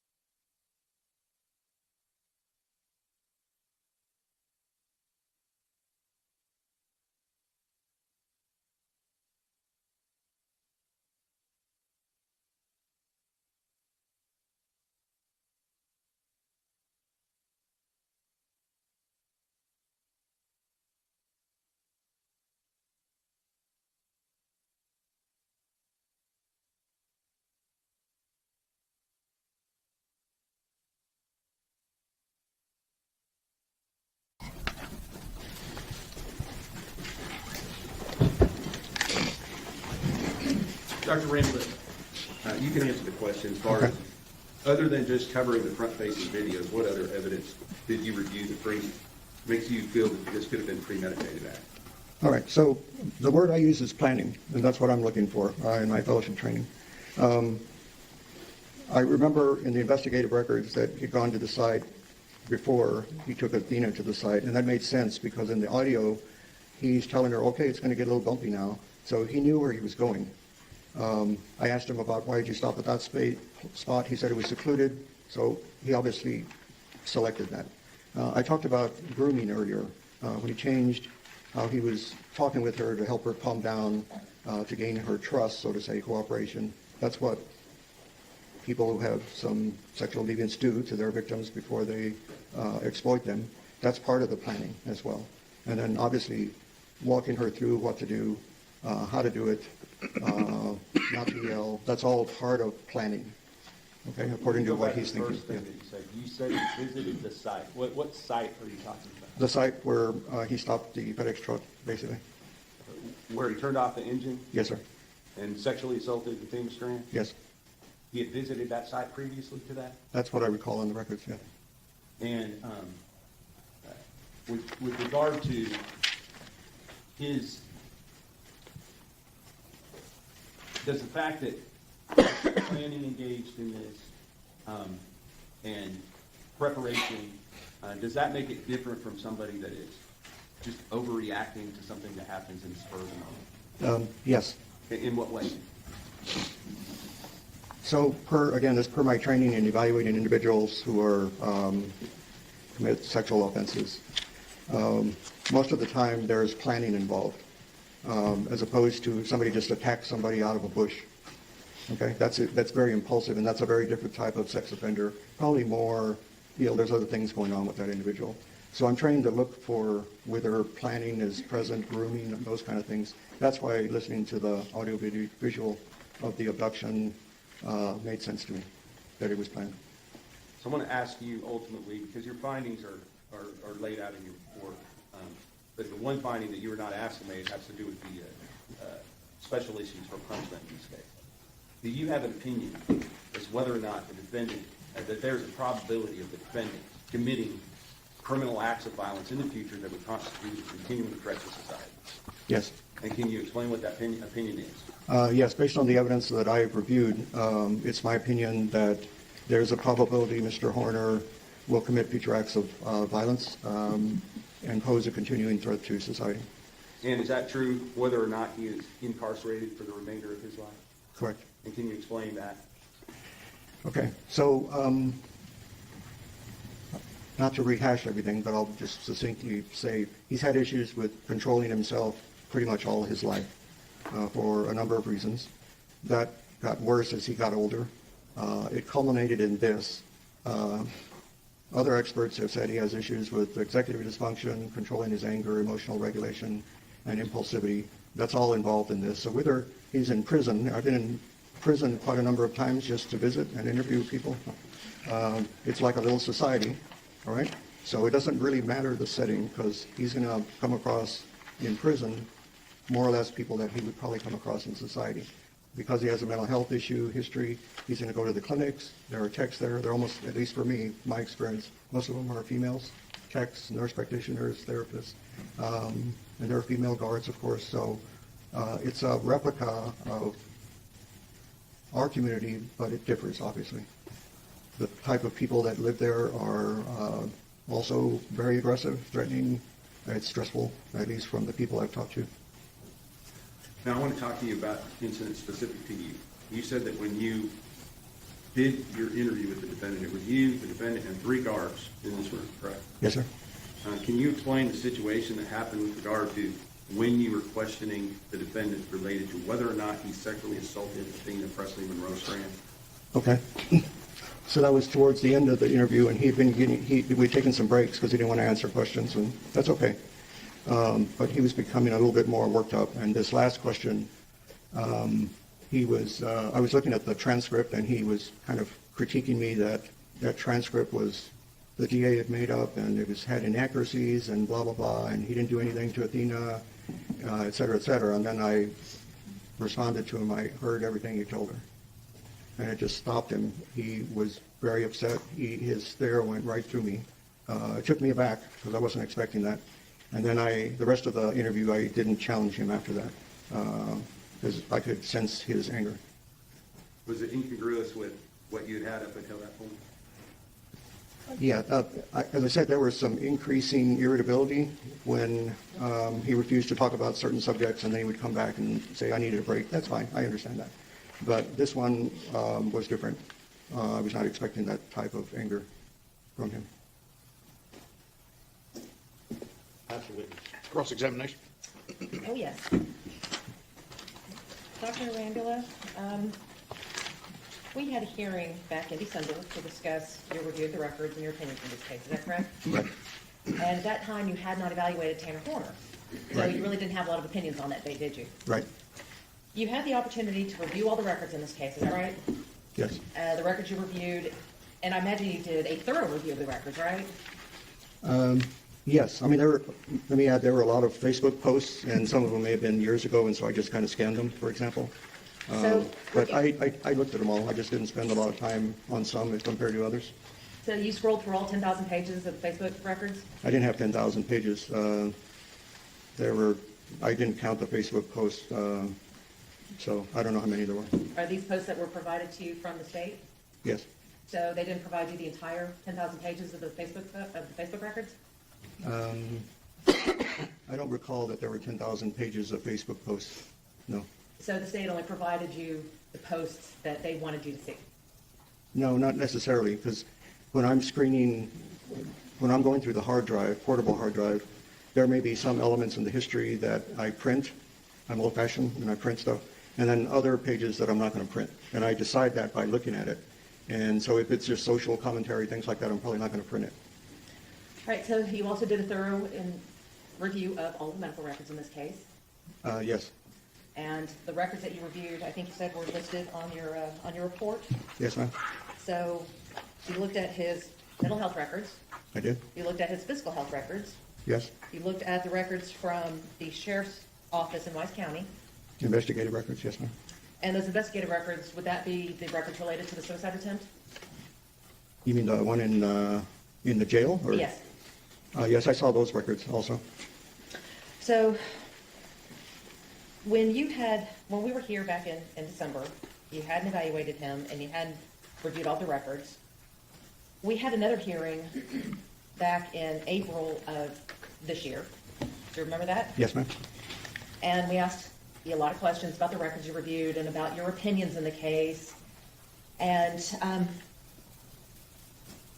you didn't update your report with any new opinions, did you? I did not.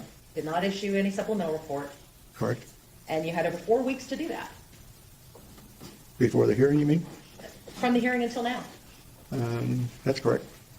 But you did amend it because you had some typos in there, right? Yes. And we're not going to hold those against you, we all Okay. do it. But you had the ability to amend your report. To add to it, yes, covering the sentencing issues, yes, I could have done that if asked. Yes. So you talked about the sources that you used, and I don't see a new list of records that you reviewed on your report. Correct, because I hadn't received that list yet. So you mentioned nothing in your report about deposition or the prior testimony of the mother of Tanner's child. That's actually in the investigative records. I don't remember which law enforcement agency it was, but it was in that. All right, so when you look at collateral sources, you would agree with me that collateral sources are an important source of information. They typically are, it just depends. And if there is an issue with inconsistency or inconclusions or poor historian, just with the person that you're evaluating, if it shows that they are a poor historian, isn't it important to go back and look at collateral sources to try to either shore up what they're saying or disprove what they're saying? In the instance where somebody doesn't remember something, then collateral information fills in the hole. If somebody misreports something or they exaggerate it or deny it, then if I obtain collateral information that, let's say, is hypothetically correct, I don't disregard what was told to me initially. In other words, they all coexist. So let me ask you this. As a forensic psychiatrist, you typically don't administer any testing, do you? That's correct. But you do rely upon the reports of people who did administer the testing. Yes, I do. And you reviewed all of the reports from our doctors, I did. all the reports from our experts, and you had the complete file of the DA. Did you review all 40 hours of the video that was provided to you? Probably. How much do you charge an hour? $3.15 an hour.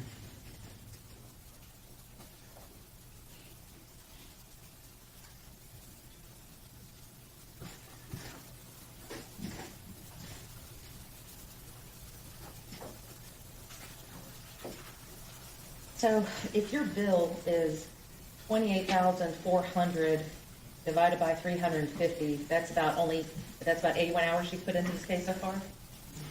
Up to the time of the billing. I think the last bill was April, so it wouldn't include whatever I've done getting ready for this trial.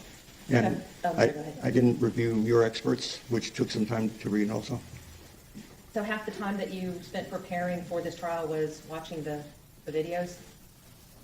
Most of it, yes, because like you said, it was close to 30, 40 hours, so that was a long time. The records, no offense, some of them become redundant because they're different agencies and they're all there. And so I don't spend as much time when it's telling me that basically the record is telling me the same thing. When you found out that Tanner had entered a plea of guilty in this case, that changed the focus of your testimony, is that correct? I thought it would change the focus, yes, ma'am. So your original focus, it appears, was to determine whether or not he was insane at the time of the commission of the offense. Essentially that, or what mental state issues were at the time of the offense. Are you familiar with the laws regarding the insanity defense in Texas? I remember the basic verbiage. So are you aware that in order to present such a defense, the defense would actually have to give the state notice that that was their intent? That's been my experience. I'm not a lawyer, but it's been my experience, yes. So in this particular case, to your knowledge, did the defense give the state notice that they were going to use the insanity defense? Or that we were going to use the insanity defense? I did not know at the time, but again, this is guilt-innocence phase, and so that would infer to me that it could be insanity or something that affected specific intent. I didn't think that was involved in this type of case, but largely just mental health. I followed the judge's order, looking at his mental health condition, and that's what I did. Well, didn't you talk to the state before you came in for the interview and the evaluation?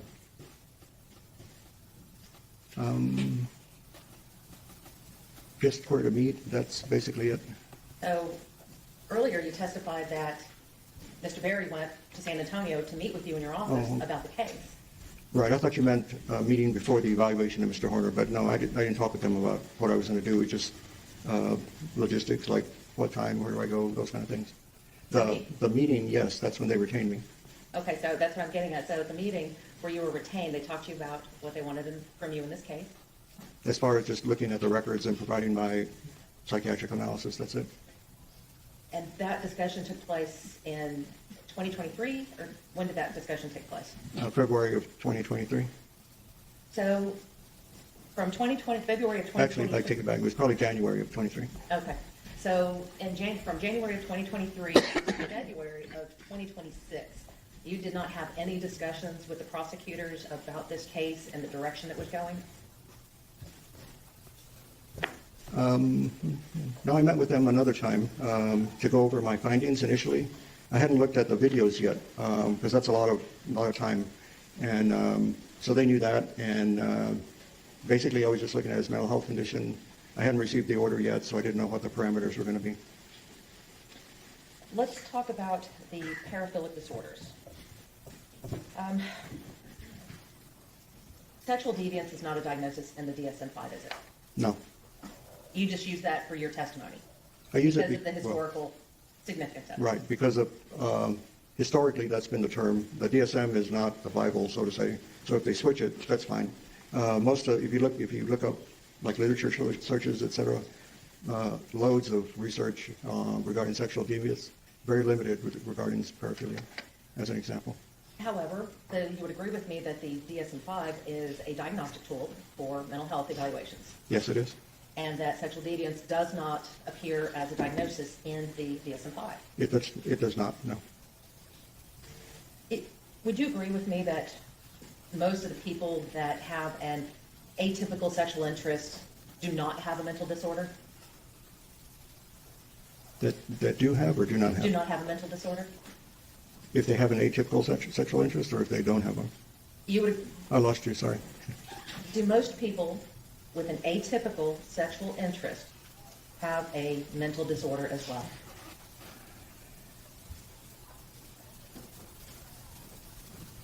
I can't say I've seen a lot of research on that because it's pretty vague, no offense, and gray. But that could be fair. I would say that, at least from my experience seeing patients, there's typically something involved, but it's not major, so to say. It's just maybe something that happened in their history, such that it has some segue to what they are doing as an adult. Okay, so we'll go back to the original question. You would agree with me that most people with an atypical sexual interest do not have a mental disorder? I think that, again, there's not much research on it, but from my experience, I think that's fair to say they don't have a major mental disorder. Because in order to have a paraphilic disorder, the diagnosis would require that that person feel personal distress about their interest and not merely distress from society's disapproval. That sounds like one of the criteria, right? And in order to have a diagnosis, that it would require non-consensual engagement. That's what I talked about, yes. And so if someone is consensual and engages in these activities, that doesn't qualify as a paraphilic disorder, does it? I agree.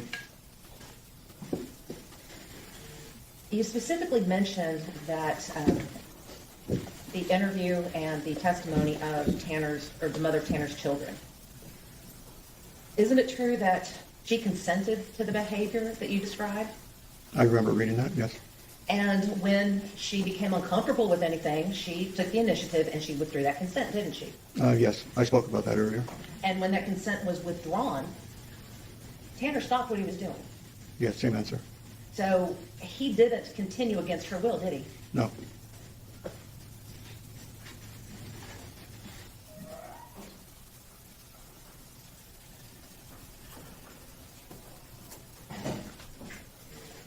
You mentioned sexual sadism in your direct examination, and you would agree with me that sexual sadism wasn't included in your report, was it, as a diagnosis? I did not diagnose Tanner with pedophilia or sexual sadism. And the reason that you did not diagnose it, I believe you had said that there was no diagnosis because of the one-time occurrence.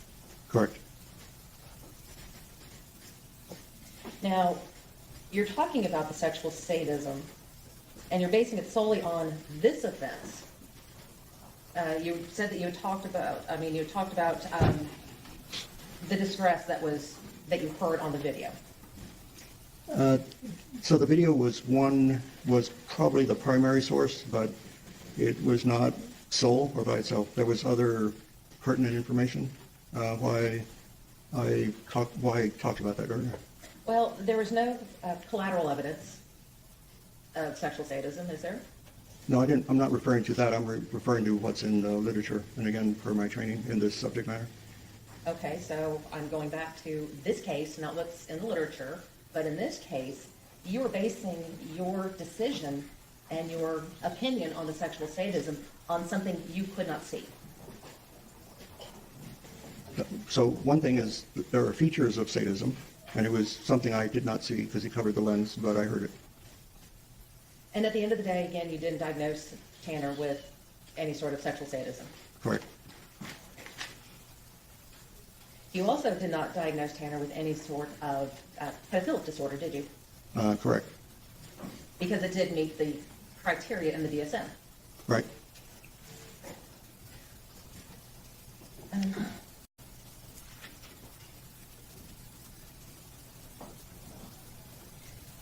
You commented that things like this just don't show up. Right. So it sounds to me that you're basing your opinion on if he did it once, he must have done it at some other time, without any evidence-based criteria there. No, not using your verbiage, no. So let me ask you this. You reviewed all the records, you looked at all the investigative records from the district attorney, from the Texas Rangers, from the FBI, from Wise County Sheriff's Department, and any of the records that you reviewed, you didn't find any evidence of child pornography on any of his devices, did you? That's correct.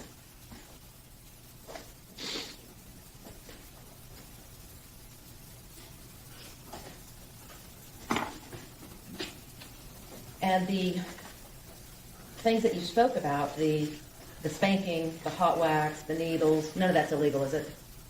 As long as they both involve consent to it.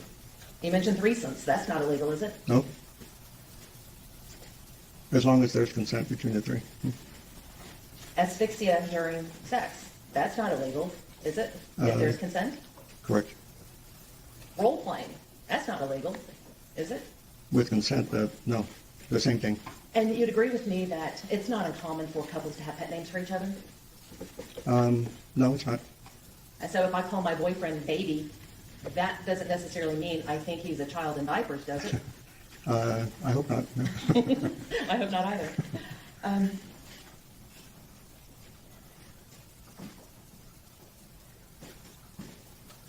You also did not diagnose Tanner as a sexually violent predator, did you?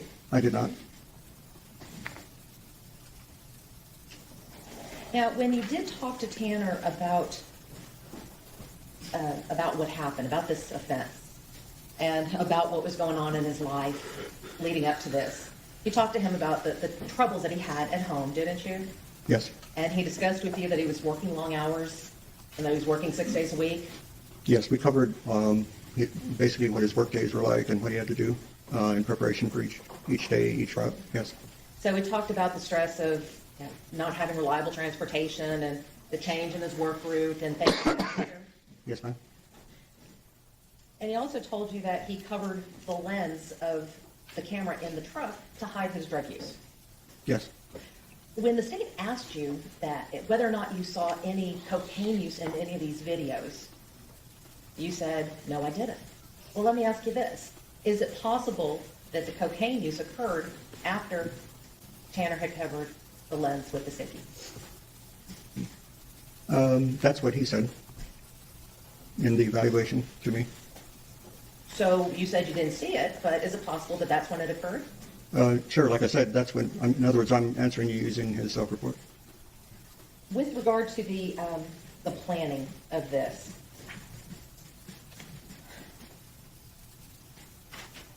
Tanner had been on that road before with his truck. Do you recall that? Yes. So it's not that, when you said that he's been there before, the way that it came out is that he went there to scout the place as a place to bring a victim. But that's not what was going on, was it? He had actually been there because that was the route that FedEx had sent him on to deliver packages. I'm going to object that, to that, Your Honor, in this state. I'll let him answer it if he can. Well, he had been on those routes before, but I remember from the investigative records that before he abducted Athena, that he spent some time at that place where he drove action. What So records? yes to both. So what records are those? There were some, it looked to me like FBI records where they were charting his movements based on cell phone pings and towers. It's way over my head. Did you think to try to find collateral evidence that that may have been just his basic route? Or did you just take it at face value and make the assumption that that's why he had stopped there? I just know that he stopped there before, and like I said before, he told me he'd been on those routes before. So either way, he knew when to tell Athena it's going to get bumpy, because he had been there. But that's not necessarily indicative of planning, is it? Well, he knows where he's going. In other words, if he didn't know where he was going and it was just impulsive and he had no idea where he was, then he wouldn't know to forewarn her that it's going to get bumpy. But again, that is not indicative of planning to abduct a child, is it? Yeah, I looked at it as part of the abduction. As I stated earlier, the abduction was related to his sexual exploitation of her. That was very clear to me. And how he got there was just how he got there to where it was going to happen. And that is just your opinion as to why this happened. It's based on, well, it's not just my opinion, it's based on my training, the grooming behavior that he engaged with her. You've heard the audio, as soon as he turned off the truck, he went to the back, then take off your clothes, and then from there, it was one after another. May I approach your honor? Yes.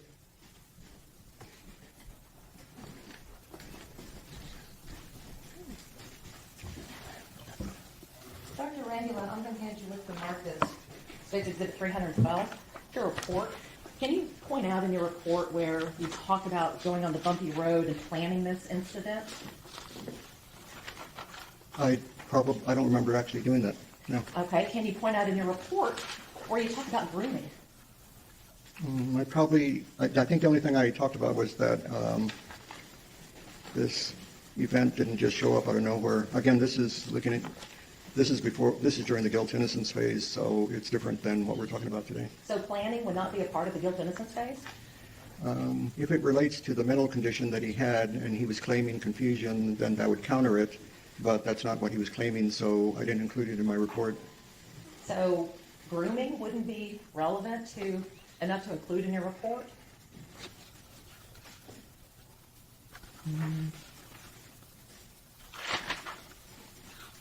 I mean, I could have added that, sure.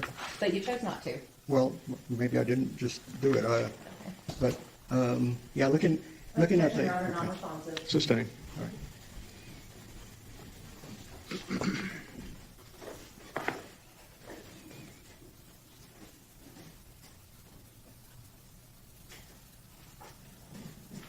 I want to talk to you lastly about your opinion on future danger. You claim that you feel that Tanner will be a danger in prison because there are female guards. Not That's part of it. as a potential component, yes. So you review the records and you realize that, and you understand that Tanner has not had any disciplinary write-ups in Tarrant County. I think, yes, that's correct. In his solo cell, he has not been a behavior problem. And he did not have any disciplinary write-ups in Wise County either, did he? I think there was only one time where he was put in a restraint chair that he pointed out to me, but other than that, no. And he was put in a restraint chair because he was inflicting self-harm. Is that your recollection of it? Vaguely. I don't remember the reason that he explained to me. So that wasn't really a disciplinary, was it? It's a form of disciplinary because the people can't just let him do what he's going to do, so they have to discipline him in some way so he won't hurt himself. But It's he not wasn't it's not a form of discipline. It's more of behavior modification. So he wasn't being aggressive towards anyone when that occurred, was he? I don't remember that. No. Now, when you're in a jail, you don't eat in your, you don't stay in your cell 24/7, do you? Yeah. You mean if somebody's in general pub? Let's say you're in SAG. You don't stay in your cell 24/7, do you? No, there's some time out where a person is allowed outside. I think it may be an hour, maybe more, but I'm not the expert about jail stuff. Okay, so, but you know that there are female guards in prison, right? And jails, yes. So you have guards in jail, you have guards in prison, you have access to medical unit, access to the transport people, Right. access to, I'm going to object. Defense counsel testifying, first of all, and secondly, what the purpose of her being up there. to enter some records, Your Honor. I'm assuming you were going to show him a record? Yes. Go ahead. So, how many people in Wise County did Tanner attack? I don't recall seeing any records of that. No. How many people in Tarrant County has Tanner attacked? Same reason. He's been in a solo cell and no acting out. So you say he's been in a solo cell, but you do know that he has been going to the doctor, Yes, that he's been coming to court, correct. that in court you had other people with you in court. He didn't try to attack any of you. No, he didn't attack me. He was just angry with me. Your Honor, I'm going to offer defendant's exhibit number 93, which has already been tendered to, yeah, you just never offered it. No objection. Defense Exhibit 93 is admitted. And Your Honor, published to the jury. That's fine. And it requires, kind of calling it, affidavit of the records. So you can file records with the court if there's what we call a business custodian gives an affidavit saying basically these are authentic records of our department, our business, or whatever. That's why they're called business records.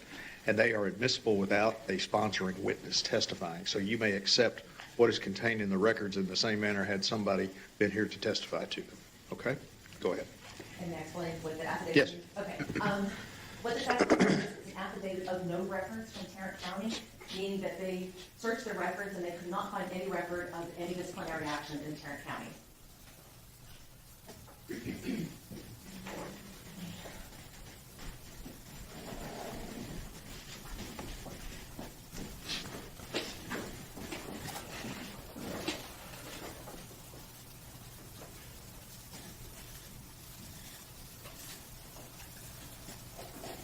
When people are in custody, Dr. Rambula, you said that, I believe you said that they had access to tablets. Was that you that testified to that? Or was No. that Mr. Fitzpatrick? Yeah, that was the TDC Okay, I'm guy. sorry. But you've been in the prisons, you've been in the jails before, is that right? Yes. So, you know, in talking to inmates,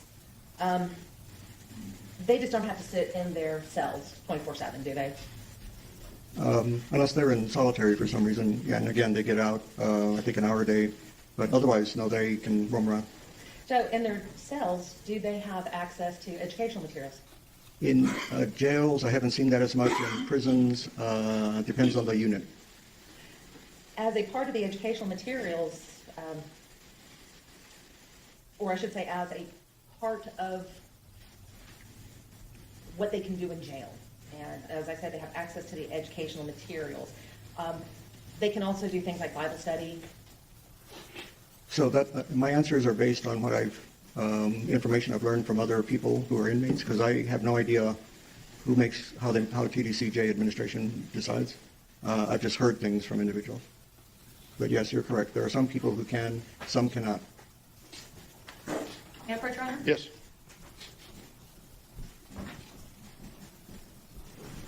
Dr. Remangula, I am going to show you what has been marked as Defendant's Exhibit number 95, and we move to admit, I'll start with 94 and 95, which have been previously tendered.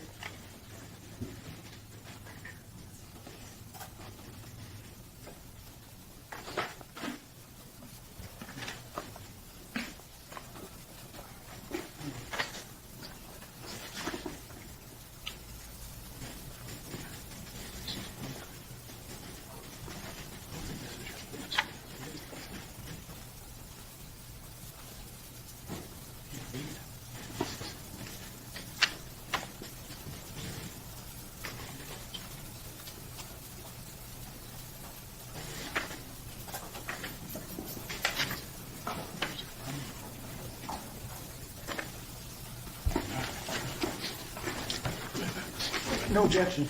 So are there two exhibits, 94 and 95? 94 and 95, Your Honor. Okay, no objection to either one. Correct. All right, defense exhibits 94 and 95 are admitted. And Dr. Angela, you just made the comment that some can and some can't do things in jail. In looking at defense exhibit number 95, are there a lot of certificates there for the things that Tanner did complete in jail? It looks that way, yes. And Your Honor, may I publish to the jury? Yes. All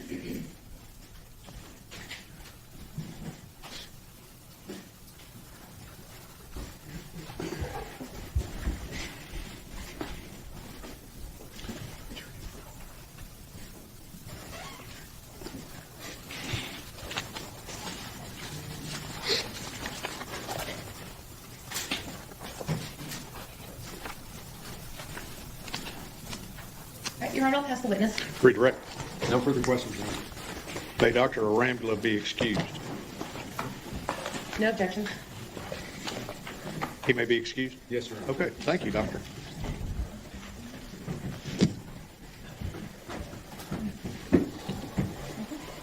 Just give me a second.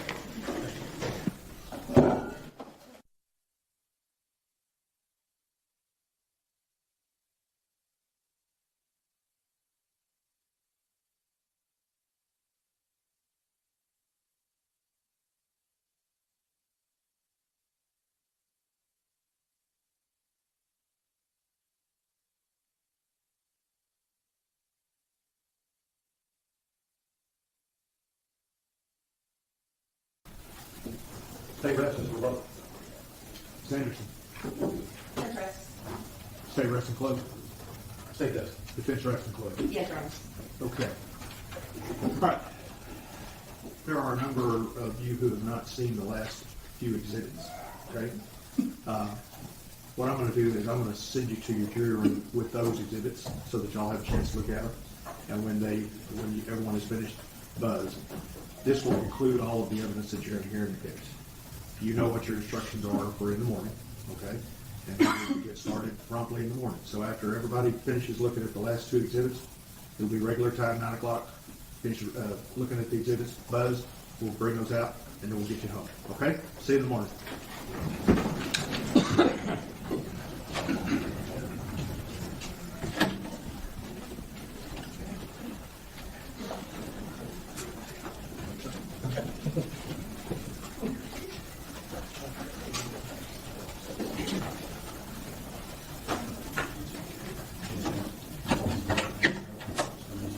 All right, everyone may be seated. Both sides have been rested and closed. Ms. Anderson, it's my understanding the defense wishes to make some motions. Yes, Your Honor. One was related to the jury charge. Okay, we'll talk about that in just a minute. Okay. The other one is related to our motion to preclude the death penalty because of the autism. When we initially argued the motion, I put all my arguments on the record, and we had held it to determine whether or not there were any valid diagnoses for autism. And so at this time, we would re-urge the motion and ask the judge to take judicial notice of all of the evidence that was presented by the defense witnesses related to the diagnosis of autism. I'll take judicial notice as requested, and any other requests? No. Okay, those are denied. Now, that's the only other motion other than dealing with the jury charge. I believe so. You're asking me as if I should have another one. But... All right, just making sure. All right, let's talk about the jury charge. I have furnished charges, proposed charges, ad nauseam to everybody. The court's intention is to have two separate charges, one dealing with the issue of guilt, and then the second one regarding the issue of punishment. Is that agreeable with the state?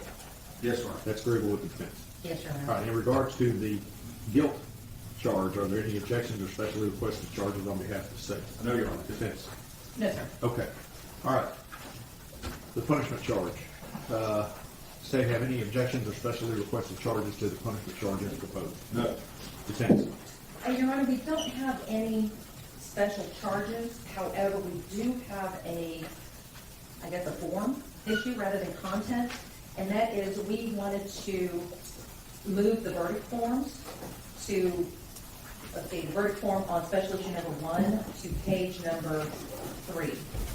And insert that and let the jury have the law related to special issue number 1, and then answer special issue number 1 before they move on to the law on special issue number 2. And then we would ask that the verdict form on special issue number 2 be moved to right behind that. And that we move all of the instructions to prior to special issue number 1. Did that make sense? It does. Okay. The record should reflect that counsel, for both sides, have been very forthcoming with me in regard to their request, and it's my understanding that that's the way they do it in federal court. That's correct, Your Honor. But I am going to deny your request. Okay? Finally, it's my understanding, having had a conversation with the lawyer for 1 hour for closing arguments on both sides, is agreeable, is that correct? Yes. Mr. State said he'll leave 20 minutes, that's all. And before we break, may we have Yes.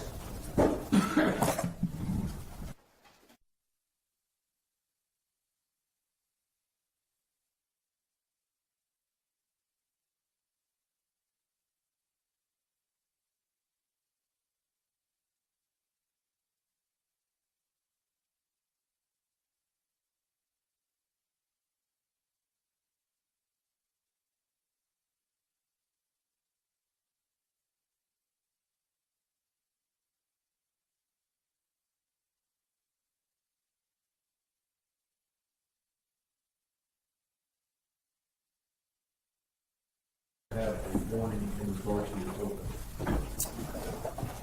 Yes. Okay, how much time that you have used? Yes. Okay, what's the amount When I get to 25, that you have used 25 minutes? Yes. Okay. Mr. Noble, it's my understanding you're going to open for the defense, Yes, I'll begin, Ms. Anderson also, so if I can have a 25-minute warning, that'd be great. that you've used 25 minutes? Yes. And Ms. Anderson, do you wish to have a warning as far as time remaining? time remaining. If I have 30 minutes remaining, then that'll be my warning. No, actually, I need 5 minutes. 5 minutes, okay. And Mr. State, do you need a time remaining? same, 5 minutes. I'm sorry? Same. 5 minutes? All right, counsel, y'all come in, 8:30, 8:45, so that we can present whatever final motions that need to be presented, and we will